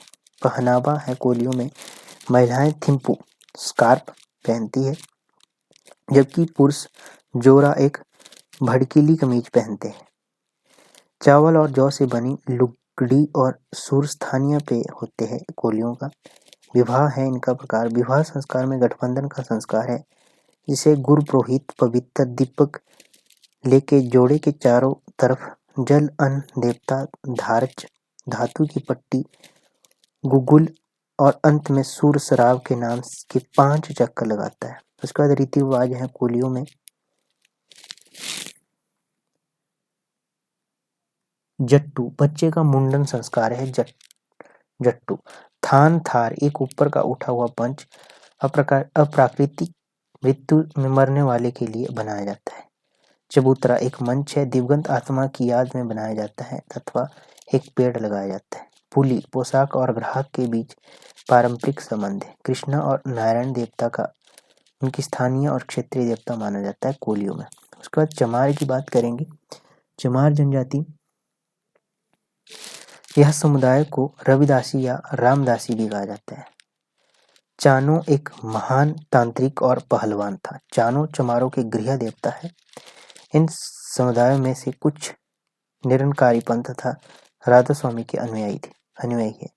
ये मुख्यतः कांगड़ा, हमीरपुर, मंडी, बिलासपुर, सोलन और शिमला में रहते हैं।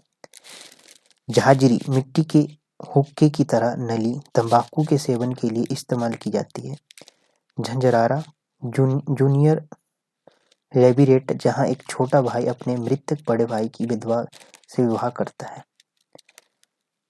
जीवन के संस्कार चमारों के अपने पुरोहित पाधा अथवा मसन द्वारा किए जाते हैं। जजमानों की फसल में उनका एक अनिवार्य भाग होता है जिसे खलोती कहते हैं तथा त्योहार के समय दिया जाने वाला हिस्सा तुहार कहलाता है। उनकी अपनी सामुदायिक परिषद होती है जो गांव के सियाणों बुढ़े लोगों से बनी होती है। धर्म क्या है चमारों में? उनका पोशाक देवता गड़ा होता है। गड़ा गड़ा बोलते हैं ना, जहाँ जिस पर बलि दी जाती है बकरी की, है ना, फेरी भी होती है उसमें, जिसकी पूजा का स्थान थान अथवा थड़ा कहलाता है। सिद्ध चानों की पूजा को दाजा होता है। दाजा देखा है आपने? दाजा होता है, दाजा नाचुआ दादा जी कहते हैं, जैसे कि जागरण देखा होगा आपने जिसमें झांकियां निकाली जाती है, उसी तरह से होता है दाजा। ठीक है। चूरमा, चीनी से मिली रोटी के टुकड़े और भेड़ तथा बकरी की बलि दी जाती है, तो ये धाजा अपने ध्यान में रखना। दाजा बलि देकर देवता को खुश किया जाता है तथा गलती होने पर उसके दुष्प्रभाव को कम किया जाता है। चमारों के अन्य प्रमुख देवता बाबा बालकनाथ, लखदाता, नहार सिंह विष्णु अवतार है ना, गुग्गा तथा हरि देवी, नाभा देवी, संतोषी माता, ज्वालामुखी तथा वैष्णो देवी। वे गुरु रामदास का जन्मदिन मनाते जाता है। ठीक है। इस समुदाय के लोग स्वांग हास्य नाटक करते हैं। ठीक है, स्वांग भी होता है। चनाल की बात करेंगे। चनाल समुदाय मुख्य रूप से हिमाचल प्रदेश की किन्नौर, शिमला, कुल्लू, कांगड़ा और चंबा क्षेत्र में केंद्रित है।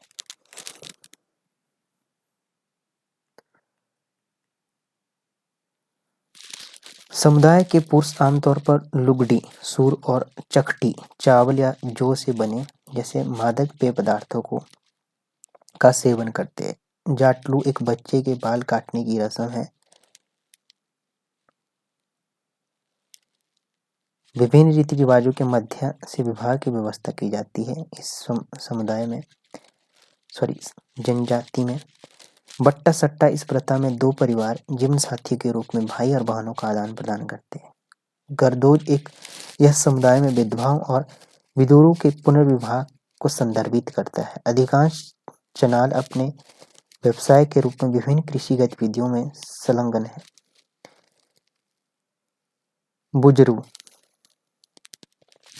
बुजरू को विभिन्न नामों से जाना जाता है। ऐसे बिलासपुर के कुछ भागों में इन्हें पांडा, मंडी में ज्ञानी और कुछ भागों में पंडित जी भी कहा जाता है। कुछ बुजरू अपने नामों के साथ अग्निहोत्री आदि उपनाम लगाते हैं। रोज 1919 के अनुसार बुजरू शब्द की उत्पत्ति हिंदी शब्द बुजना से हुई है, जिसका अर्थ है किसी के दिमाग को पढ़ना, भविष्यवाणी करना। और दकौत शब्द एक दक्ख ऋषि अथवा गर्क ऋषि से लिया गया है, जिन्होंने उन्हें एक संगीत वाद्य यंत्र भगवान शिव का दक्ख डमरू दिया था। ठीक है।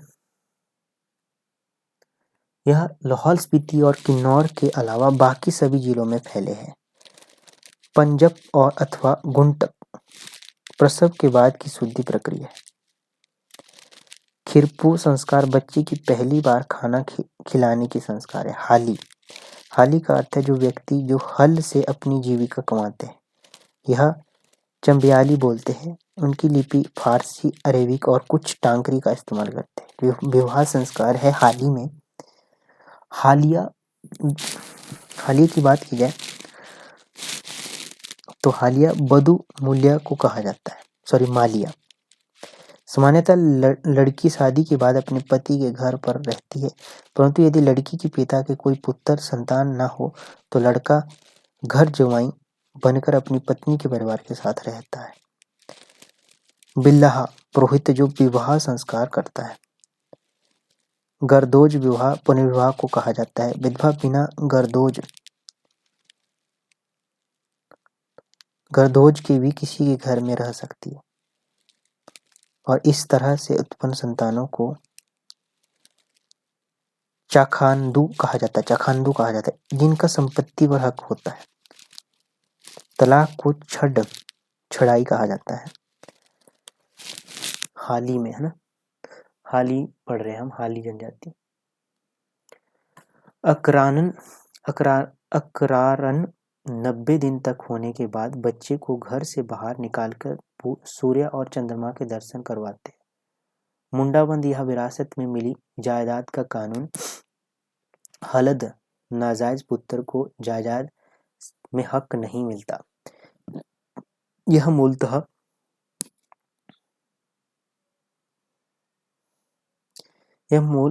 सैब के होते हैं।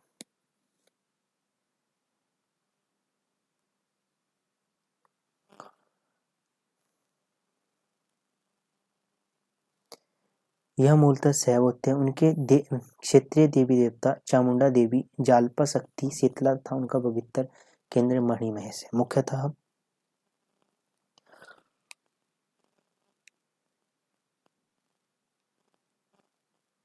मुख्यतः त्योहार जात्रा, मिंजर, बसोआ आदि है।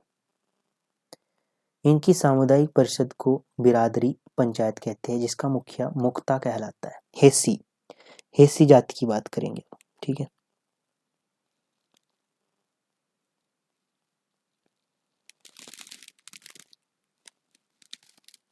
हेसी की बात की जाए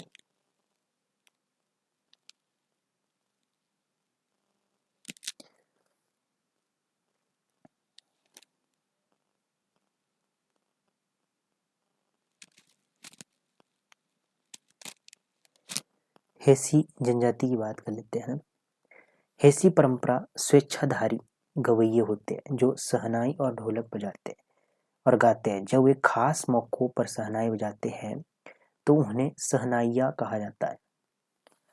जब किसी की मृत्यु पर सहनाई बजाते हैं तो हेसी कहा जाता है। चैत्र मार्च अप्रैल का महीना हेसियों का महीना अथवा ढोलरू का महीना कहलाता है। इस महीने में ये लोग एक स्थान से दूसरे स्थान पर घूमकर सहनाएं बजाते और लोकगीत गाते तथा यह इनकी आजीविका का साधन है। ये स्पीति के बेड़ा और बीटा और कुल्लू के तुपरी चंबा के भैंसी लोगों के समान है।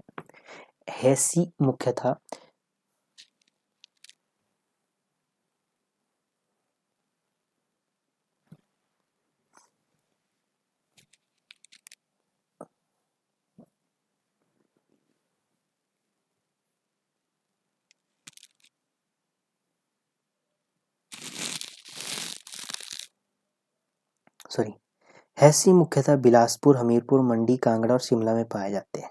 लक्ष्मण सिद्ध कुछ कुलों में कुल देवता के रूप में पूजा जाता है। ये फुलमू, रांझा, मोहन, राम सितवा, विवाह, कुंजू, चेंचलो, गंबरी आदि गीत गाते हैं। घुंड यह पर्दा प्रथा है। यह पर्दा प्रथा है घुंड।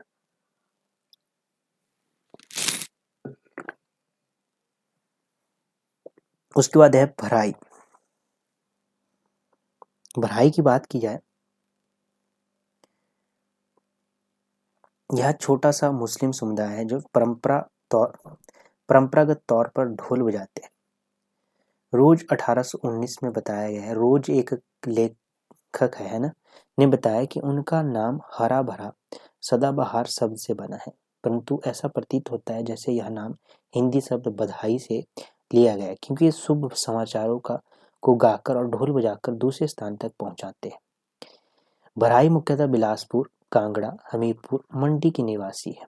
भराइयों को इनके खास चिन्ह ढोल, छड़ी, खलेर, बॉलेट और जगाधरी तसेल से इन्हें पहचाना जा सकता है। उसके बाद इन्हें राजपूत भराई और जाट भराई दो वर्गों में बांटा जाता है। मेहर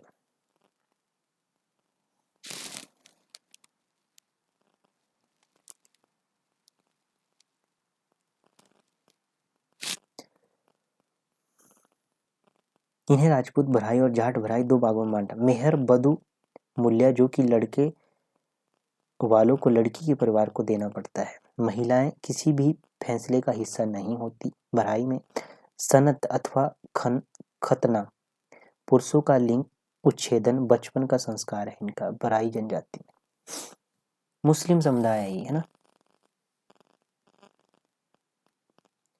कोल करार जब सहमति, जब मौली लड़का लड़की से विवाह की सहमति लेता है। सखी सरवर पोशाक देवता होता है, उनकी स्थानीय और वास्तविक देवता है।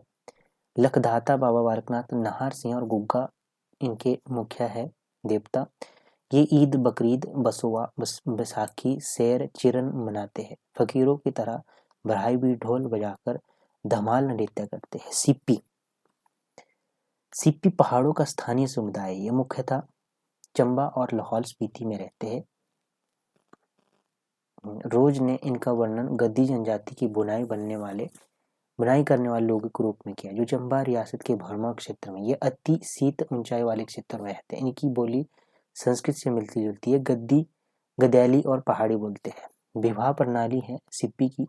विवाह के प्रकार बट्टा सट्टा, अदला बदली विवाह, धर्मपूर्ण सामान्य प्रकार का, खर जबंत्री, जिंद फूंक, भाग कर शादी, छड़ाई तलाक का प्रकार है।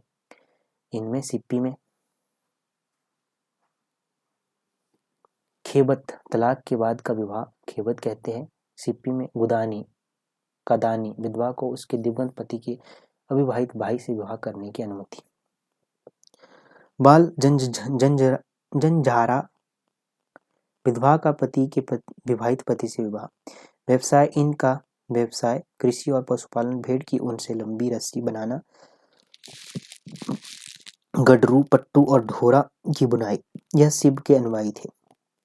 सिप्पी भाईचारा, पंचायत इनकी परंपरागत परिषद है।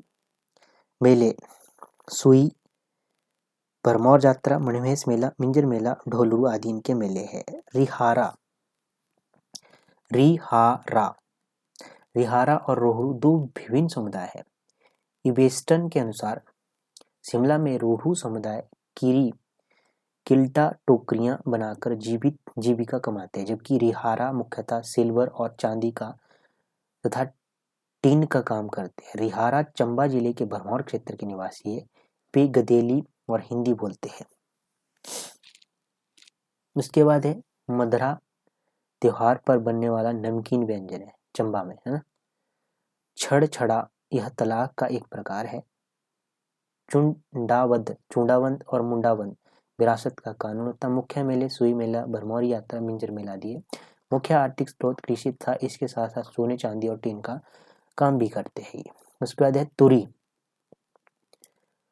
इन्हें डाकी और बाजकी भी कहा जाता है। ये कृषक होते हैं, परंतु इनका मुख्य व्यवसाय संगीत और नृत्य है। शिमला की चौपाल तहसील के किन्नर क्षेत्र में इन्हें दयाल कहा जाता है। इनकी अधिकांश जनसंख्या सिरमौर के टॉन्सक्री इलाके में है, परंतु साथ लगते शिमला क्षेत्र में ये फैले हैं।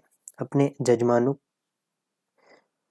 को सेवा देने के बदले इन्हें खालथा, पाड़छा मिलता है। ये लोग सिरमौरी बोलते हैं। तुरी, सिडकू, बबरू, अंकलू, चूल्हे आदि इनके मुख्य पकवान है। रास नृत्य इस समुदाय में बहुत प्रचलित है। तुरी विवाह प्रणाली है। तुरी में बट्टा सट्टा, झंझरारा, हार मुख्य प्रकार से बिस्ठाई बिस्टी अथवा रीत अथवा डेहरी दहेज प्रचलित है।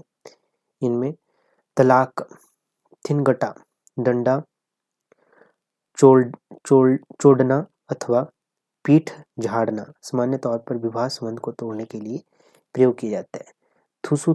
दसूथान, जन्म के 10 दिन बाद शुद्धि न्याय, शुद्धि स्थान इस मौके पर यह हवन किया जाता है।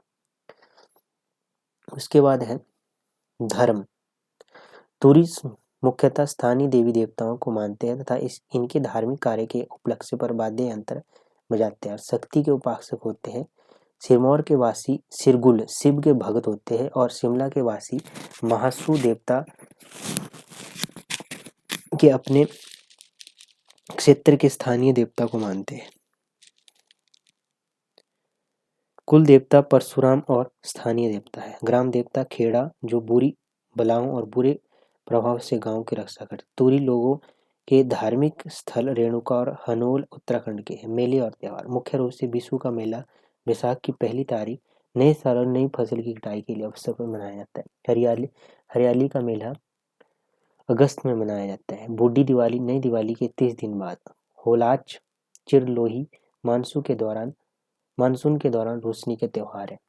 अचरज महाब्राह्मण, आचार्य अर्थात अध्यापक आचार्य को अचरज कहा जाता है। चारज नामों से भी जाना जाता है। अचरज ब्राह्मण होते हैं जो मृत्यु के बाद वाले संस्कार करते हैं और बदले में दान लेते हैं। यह दंत कथा कहती है कि यह समुदाय 5 गौर 5 द्रविड़ों से उत्पन्न ब्राह्मण है। ये लोग मृत्यु के 13 दिन के अंतर ही दान ले लेते हैं, जिसे दूषित माना जाता है, इसलिए इन्हें समुदाय से निकाल दिया जाता था। बाद में ये अलग समुदाय अचरज के रूप में विकसित हुआ। अचरज का एक वर्ग जो अपने ही समुदाय की मृत्यु संस्कार करते हैं उन्हें महाचरज, पराचरज अथवा महाब्राह्मण कहा जाता है। यह कुछ ही जिलों में कम संख्या में रहते हैं। इनके गोत्र सांडिल, मोदगिल, भारद्वाज आदि है। समुदाय का सामाजिक नियंत्रण उनकी अपनी आचार्य सभा परिषद के पास होता है, जिनका मुख्यालय सुंदरनगर मंडी में है। उनके विभिन्न भिन्न कुल देवता है, जैसे नहार सिंह, सोहनी देवी, नैना देवी, घाघस देवी इनके स्थानीय ग्राम देवता है। भाट, परंपरागत तौर पर भाट राजाओं की गाथाएं गाते थे। जब शासक एक स्थान से दूसरे स्थान पर जाते थे तो उनके पीछे एक समूह होता था, उनके परिवार का इतिहास और उनके साहसी कार्यों का बखान करता था। उन्होंने सिरमौर के टॉन्सगिरी, सिसगिरी क्षेत्र में प्रवास किया।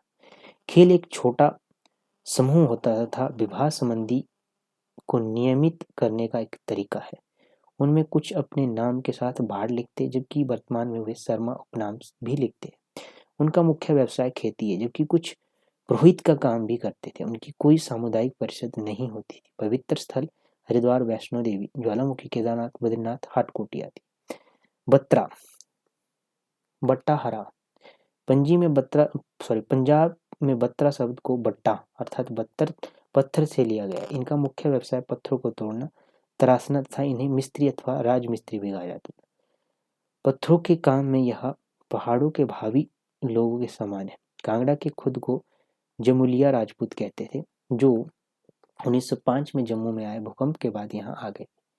धर्मशाला में एक बत्रा मोहल्ला है, वो मुख्यतः कांगड़ा, मंडी और चंबा जिले में है। सामाजिक मतभेद इनके समुदाय के अपने लोगों द्वारा सुलझाए जाते हैं, जो सियाने बड़े बूढ़े लोग होते हैं। दिवाली के अगले दिन वे लोग विश्वकर्मा दिवस को बड़े हर्षोल्लास से मनाते हैं। इस दिन से ये काम छुट्टी लेते हैं और अपने औजारों की पूजा करते हैं।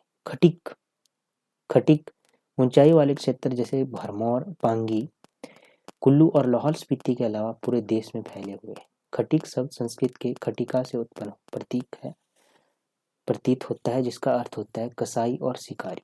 उन्हें उत्तर प्रदेश और पंजाब से यहाँ आया हुआ माना जाता है, जो कमाई के लिए यहाँ आए हैं। यह पंजाबी और चंबियाली बोलते हैं। फारसी इनकी लिपि है।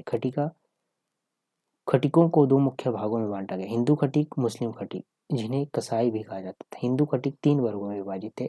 चिप, सूप बनाने वाले, छज, बुच्चड़ जो बकरे का मांस बेचते हैं परंतु गाय का नहीं। उन्हें आगे मेहरा और बादी वर्गों में बांटा जाता है। सुनखर, फल और सब्जियां बेचने वाले। खटिकों ने सिंहन उपनाम का प्रयोग शुरू किया था। मामला वधूमूल्य, सामान्यतः दिवंगत पति का छोटा भाई विधवा पुनर्विवाह की पहली पसंद होता है। अगर वह अपने पति के भाई से विवाह नहीं करना चाहती तो वह परिवार में रह सकती है। जाटू, मुंडन संस्कार है। जेल, लड़का लड़की का गठबंधन जेल से किया जाता है। पितृ पक्ष, यह हर साल परिवार के मृतक सदस्यों को भोजन था उसकी पसंद के सभी व्यंजन चढ़ाए जाते हैं। इनकी अपनी बिरादरी पंचायत है, जिनका मुखिया चौधरी होता है, जिन्हें पंच चुनते हैं। धर्म, हिंदू खटिक गुरु नानक पंथी के अनुयायी है, जबकि वे कोई भी सिख सिद्धांतों को नहीं मानते। यह समुदाय भैरव, माल देवता तथा सिद्ध मसानी को पूजते हैं, जिसे माता मसानी भी कहते हैं। उनके धार्मिक स्थल हरिद्वार, मणिमहेश, माता वैष्णो देवी। कुछ मेले मिंजर, सुई मेला, भरमौर यात्रा इनमें होता है। खटिक में लाहौर ग्रामीण समुदाय का ऐसा वर्ग है जिन्हें काम करने के बदले में फसल का हिस्सा मिलता था। ये फसल उगाने में इस्तेमाल होने वाले लोहे के हर तरह के औजार बनाते थे, उनकी मरम्मत करते थे। खाना छा और चावल को पकाकर झोल बनाया जाता था। महानी, कच्चे आमों का रस का पकाकर और खटाई अथवा कड़ी, कच्चे आमों को तलकर भी मुख्य पकवान था इनका। स्पीति में लोहे का काम करने वाले समुदाय को जोन अथवा जोबो कहा जाता है। इनकी कोई औपचारिक परिषद नहीं है, परंतु सयाने मतलब बूढ़े सब सामाजिक मतभेद सुलझाते हैं। सुनार गांव में सोने का काम करते हैं और कभी कभी पैसे उधार भी देते हैं। वे लोग बाहर से मुख्यतः पंजाब से पुराने समय में हिमाचल में आए थे। यहाँ पर ये सदियों से रह रहे हैं, परंतु अपने इतिहास के बारे में जानने में असमर्थ है। सोनी, कपिला, जरगर अथवा जोरगर इनके पर्यायवाची शब्द है। शिमला की ऊपरी पहाड़ियों में इन्हें भरीड़ा कहा जाता है।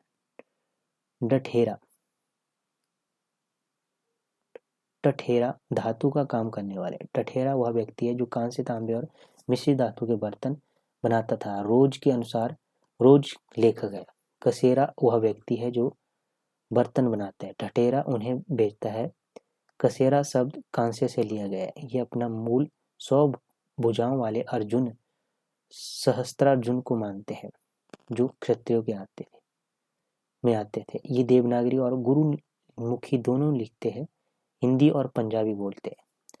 बांधवा, उप्पल, चढ़झा, आनंद इनके मुख्य गोत्र है। विवाह संस्कार आर्य समाज की हिदायतों के अनुसार हिंदुओं में और सिखों में गुरु ग्रंथ साहिब के आनंद कारज के अनुसार होता है।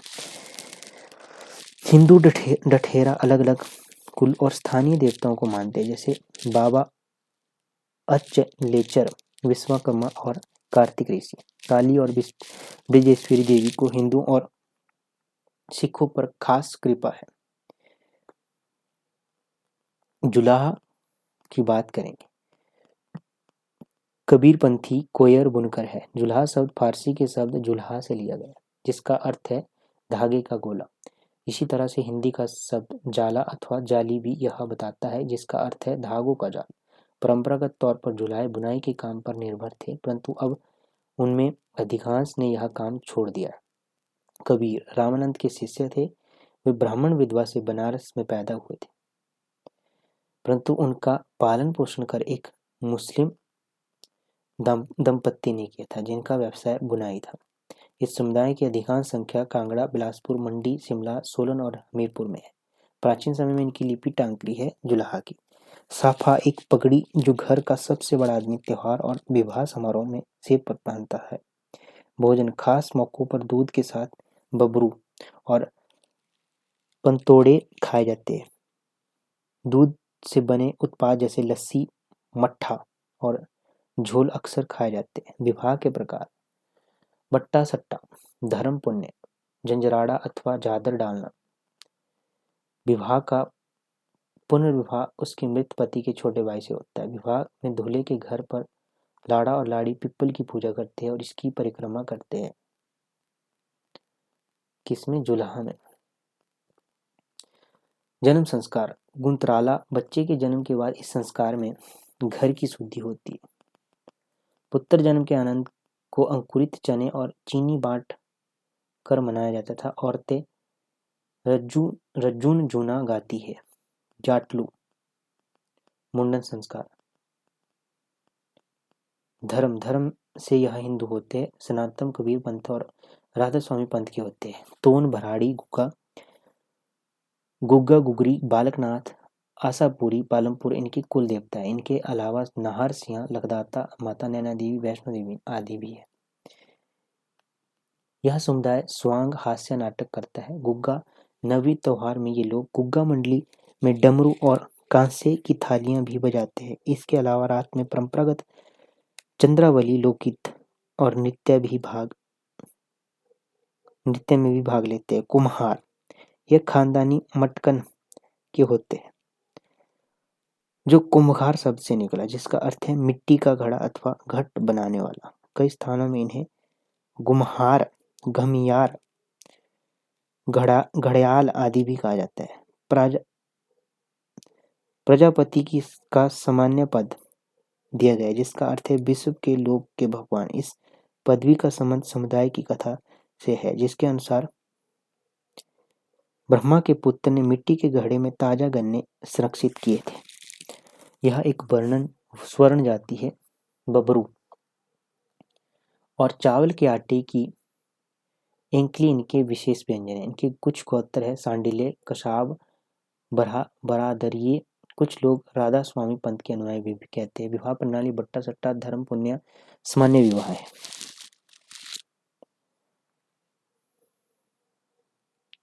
दूल्हे के घर पर अंधेरा और पीपल अथवा ब्रह्मा पूजा की जाती है। दूल्हा दुल्हन एक पवित्र वृक्ष की पूजा करते हैं और उसके चारों तरफ सफेद धागा बांधकर उसकी पूजा करते हैं तथा उसकी परिक्रमा करते हैं। विवाह का ताज अथवा सहेरा स्थानीय देवता लगधाता को वीरवार को चढ़ाया जाता है। दुल्हन जुलाई अगस्त में पहले काले महीने के दौरान सास के साथ नहीं रहती है। गुंतराला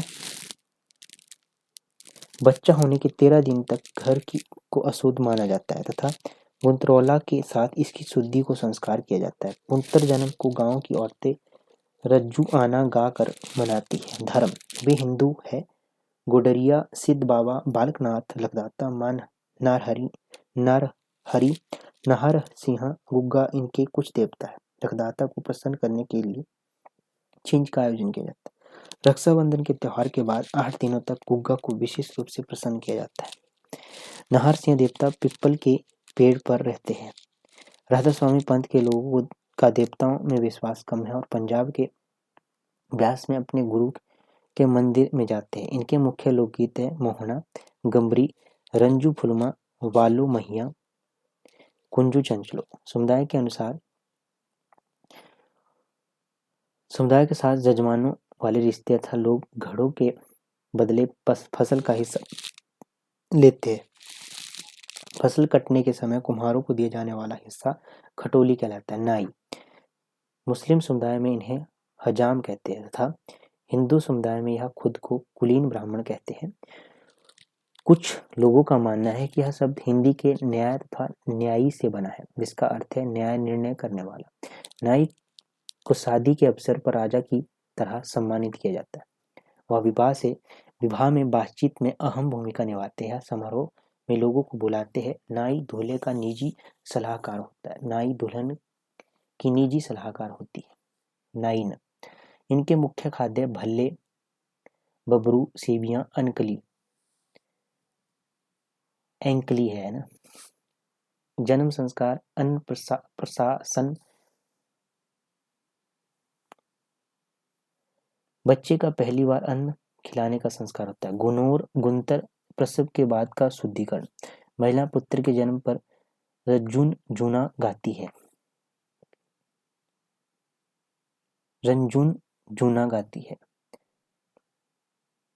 विवाह संस्कार जनेऊ, यह पुरुष को विवाह के समय पहनाया जाता है। अंधेरा नए घर में वधू का पहला प्रवेश। मुकलावा, दुल्हन को अपने घर में विदाई। टेक लेना, वधू मूल्य। नाइन कामदेव की तस्वीर बनाती है जो दूल्हा दुल्हन द्वारा पूजी जाती है। नाई हो गया। मृत्यु संस्कार है नाई में पिंडदान, विसर्जन दान, वर्षी मृत्यु के 1 साल बाद का संस्कार। चबरखा मृत्यु के 4 साल बाद का संस्कार। व्यवसाय, यह नाई की बाल काटने की दुकान चलाते हैं। इसके साथ ही यह खेती और पशुपालन भी करते हैं। सामुदायिक परिषद, इनकी एक औपचारिक परिषद है जिसका मुख्यालय हमीरपुर में है। इसमें एक अध्यक्ष और एक सचिव होता है। इनके क्षेत्रीय लोकगीत और कथाएं पुराण, भक्त, नरसी सेठ, रामायण, महाभारत, कुंजू चैंचलो, रांजू फुलमा, गंभरी मोहना, भजन भेंट आदि गाते हैं। इनके प्रसिद्ध वाद्य यंत्र धुनतार, ढोलक, खड़ताल, खंजर, चिमटे और घंटियां हैं। सहनाई, सहनाई का अर्थ जो लोग लंबी नलीदार सहनाई बजाते हैं। सनाई का अर्थ जो लोग लंबी नलीदार, यह पहाड़ी बोलते हैं। इनकी पुरानी लिपि टांकरी थी परंतु अब इसका स्थान फारसी, अरेबिक और देवनागरी ने ले लिया है। सरगुड्डी, गदोज, विधवा का पति के छोटे भाई से विवाह। झंझरारा, तलाक के बाद पुनर्विवाह। अगर किसी व्यक्ति के 4 पुत्र हैं तो उसकी जायदाद के 5 हिस्से होंगे। 5वां हिस्सा माता पिता का होगा। यह हिस्सा पिता की मृत्यु के बाद बड़े पुत्रों को मिलेगा। व्यवसाय, यह मंदिर विवाह के साथ साथ मिंजर और विशु जैसे मेलों में भी सहनाई बजाते हैं। जब ये सब यात्रा में शहनाई बजाते हैं तो इन्हें हेसी कहा जाता है। धर्म, भगवान शिव इनके मुख्य आराध्य है। शहनाई, सनाई। सैनी, सैनी हिंदू भगवान है जो बागवान है, जो जमुना क्षेत्र में मालिथान्य क्षेत्र में अरैन और बागवान के नाम से जाने जाते हैं। सैनी शब्द से रसैनी अथवा रसई से लिया गया है, जिसका अर्थ है कौशल, क्योंकि ये लोग हाथों से इतना बढ़िया काम करते थे कि ये उद्योग और योग्यता में भी नहीं किया जा सकता था। यह समुदाय मुख्यतः हमीरपुर, बिलासपुर, कांगड़ा, शिमला, सिरमौर में फैला है। सूत्रों के अनुसार ये लोग महाराजा रणजीत सिंह के समय में पंजाब के होशियारपुर के चंजू बाला गांव में आए थे। इनकी बोली पंजाबी, हिंदी, उर्दू का मिश्रण है। इनकी लिपियां देवनागरी, गुरुमुखी, फारसी, अरेबिक है। विधवा का विवाह पति के बड़े भाई, छोटे भाई या बहन के पति से करवा दिया जाता है। अन्नप्राशन,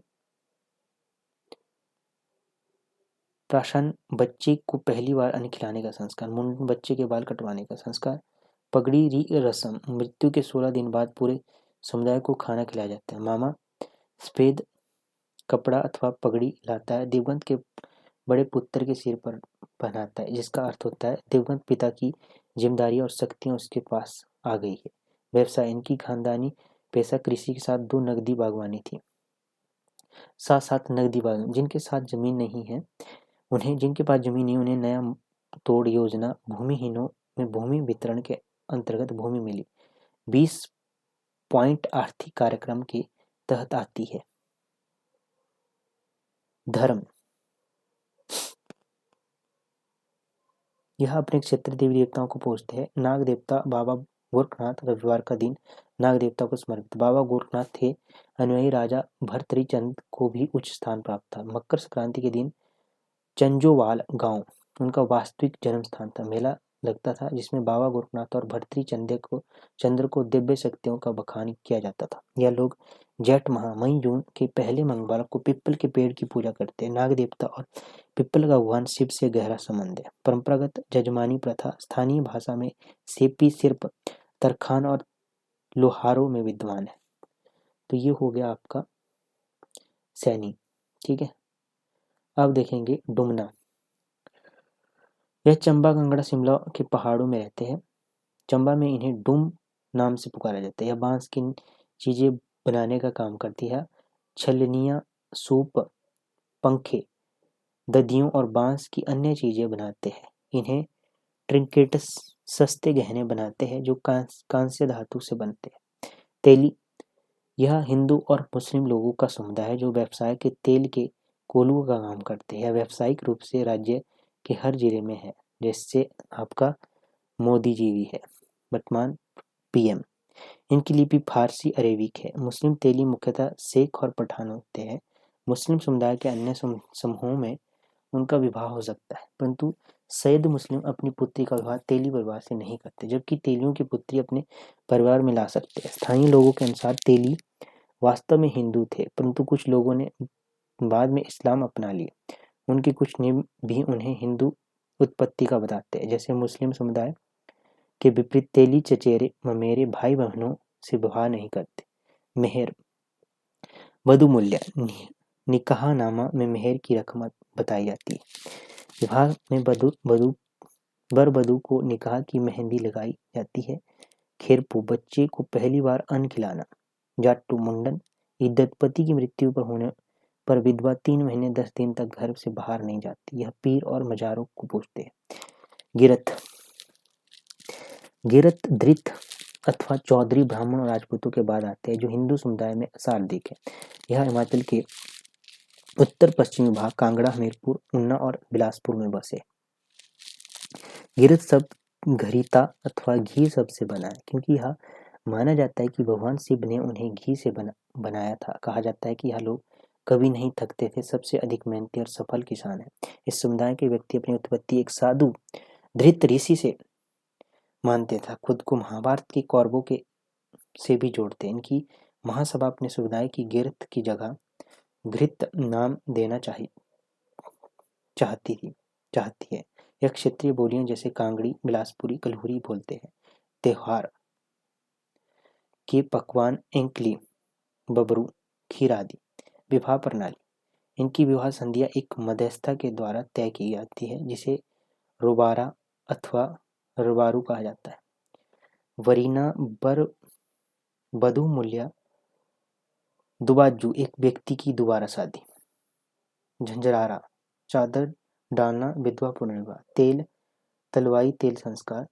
दूल्हा दुल्हन पीपल की पूजा करते हैं और कुछ लोग दारन वृक्ष को पूज कर परिक्रमा करते हैं। गुंतराला, प्रसव के बाद शुद्धि संस्कार जो गोमूत्र से किया जाता है। सबसे बड़े पुत्र का मुंडन बालक रूपी अथवा दियोट सिद्ध के मंदिर में कटवाए जाते हैं।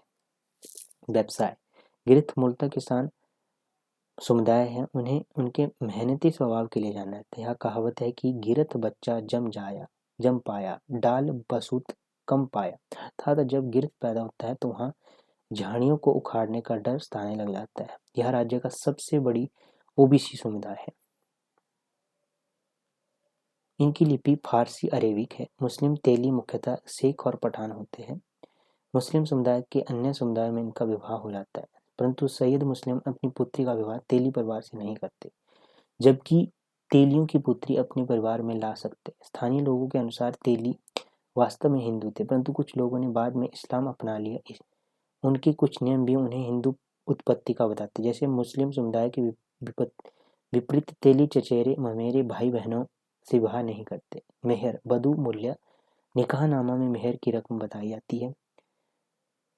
विवाह में वर वधू को निकाह की मेहंदी लगाई जाती है। खिरपू, बच्चे की पहली बार अन्न खिलाना। जाटलू, मुंडन। इद्दत, पति की मृत्यु होने पर विधवा 3 महीने 10 दिन तक घर से बाहर नहीं निकलती। यह पीर और मजारों के पूछते हैं। ये दूसरी बार आ गया, शायद मैंने दूसरी बार पढ़ दिया है। गिरत दूसरी बार हो गया, ठीक है। घर गांव में अथवा स्थानीय देवी देवता बालों द्वारा महादेव, ज्वालामुखी, ब्रजेश्वरी माता, चामुंडा देवी, नैना देवी और चिंतपूर्णी इनका है। अखिल भारतीय क्षेत्रीय घृत चाहनगर भट्टी महासभा इस समुदाय के उत्थान के लिए प्रयासरत है। हिमाचल प्रदेश की धार्मिक संरचना, हिमाचल प्रदेश की धार्मिक संरचना के बारे में यहाँ की अधिकांश आबादी हिंदू है, जो लगभग 95% है। अन्य धार्मिक समुदायों में बौद्ध, जैन, सिख, मुस्लिम भी और ईसाई शामिल है। जनसंख्या के घटते क्रम में हिंदू, मुस्लिम चंबा, कांगड़ा, सिरमौर में, सिख कांगड़ा, शिमला, मंडी में, सिरमौर में, बौद्ध लाहौल स्पीति, किन्नौर, कुल्लू में, ईसाई, जैन। इस क्षेत्र के अधिकांश बौद्ध धर्म के वज्रयान से संबंधित है, जो वज्रयान के रहस्यवाद को तंत्र, जादू, शैतान पूजा और शक्ति तारा के पंथ के साथ जोड़ता है, ठीक है। तो ये हो गया आपका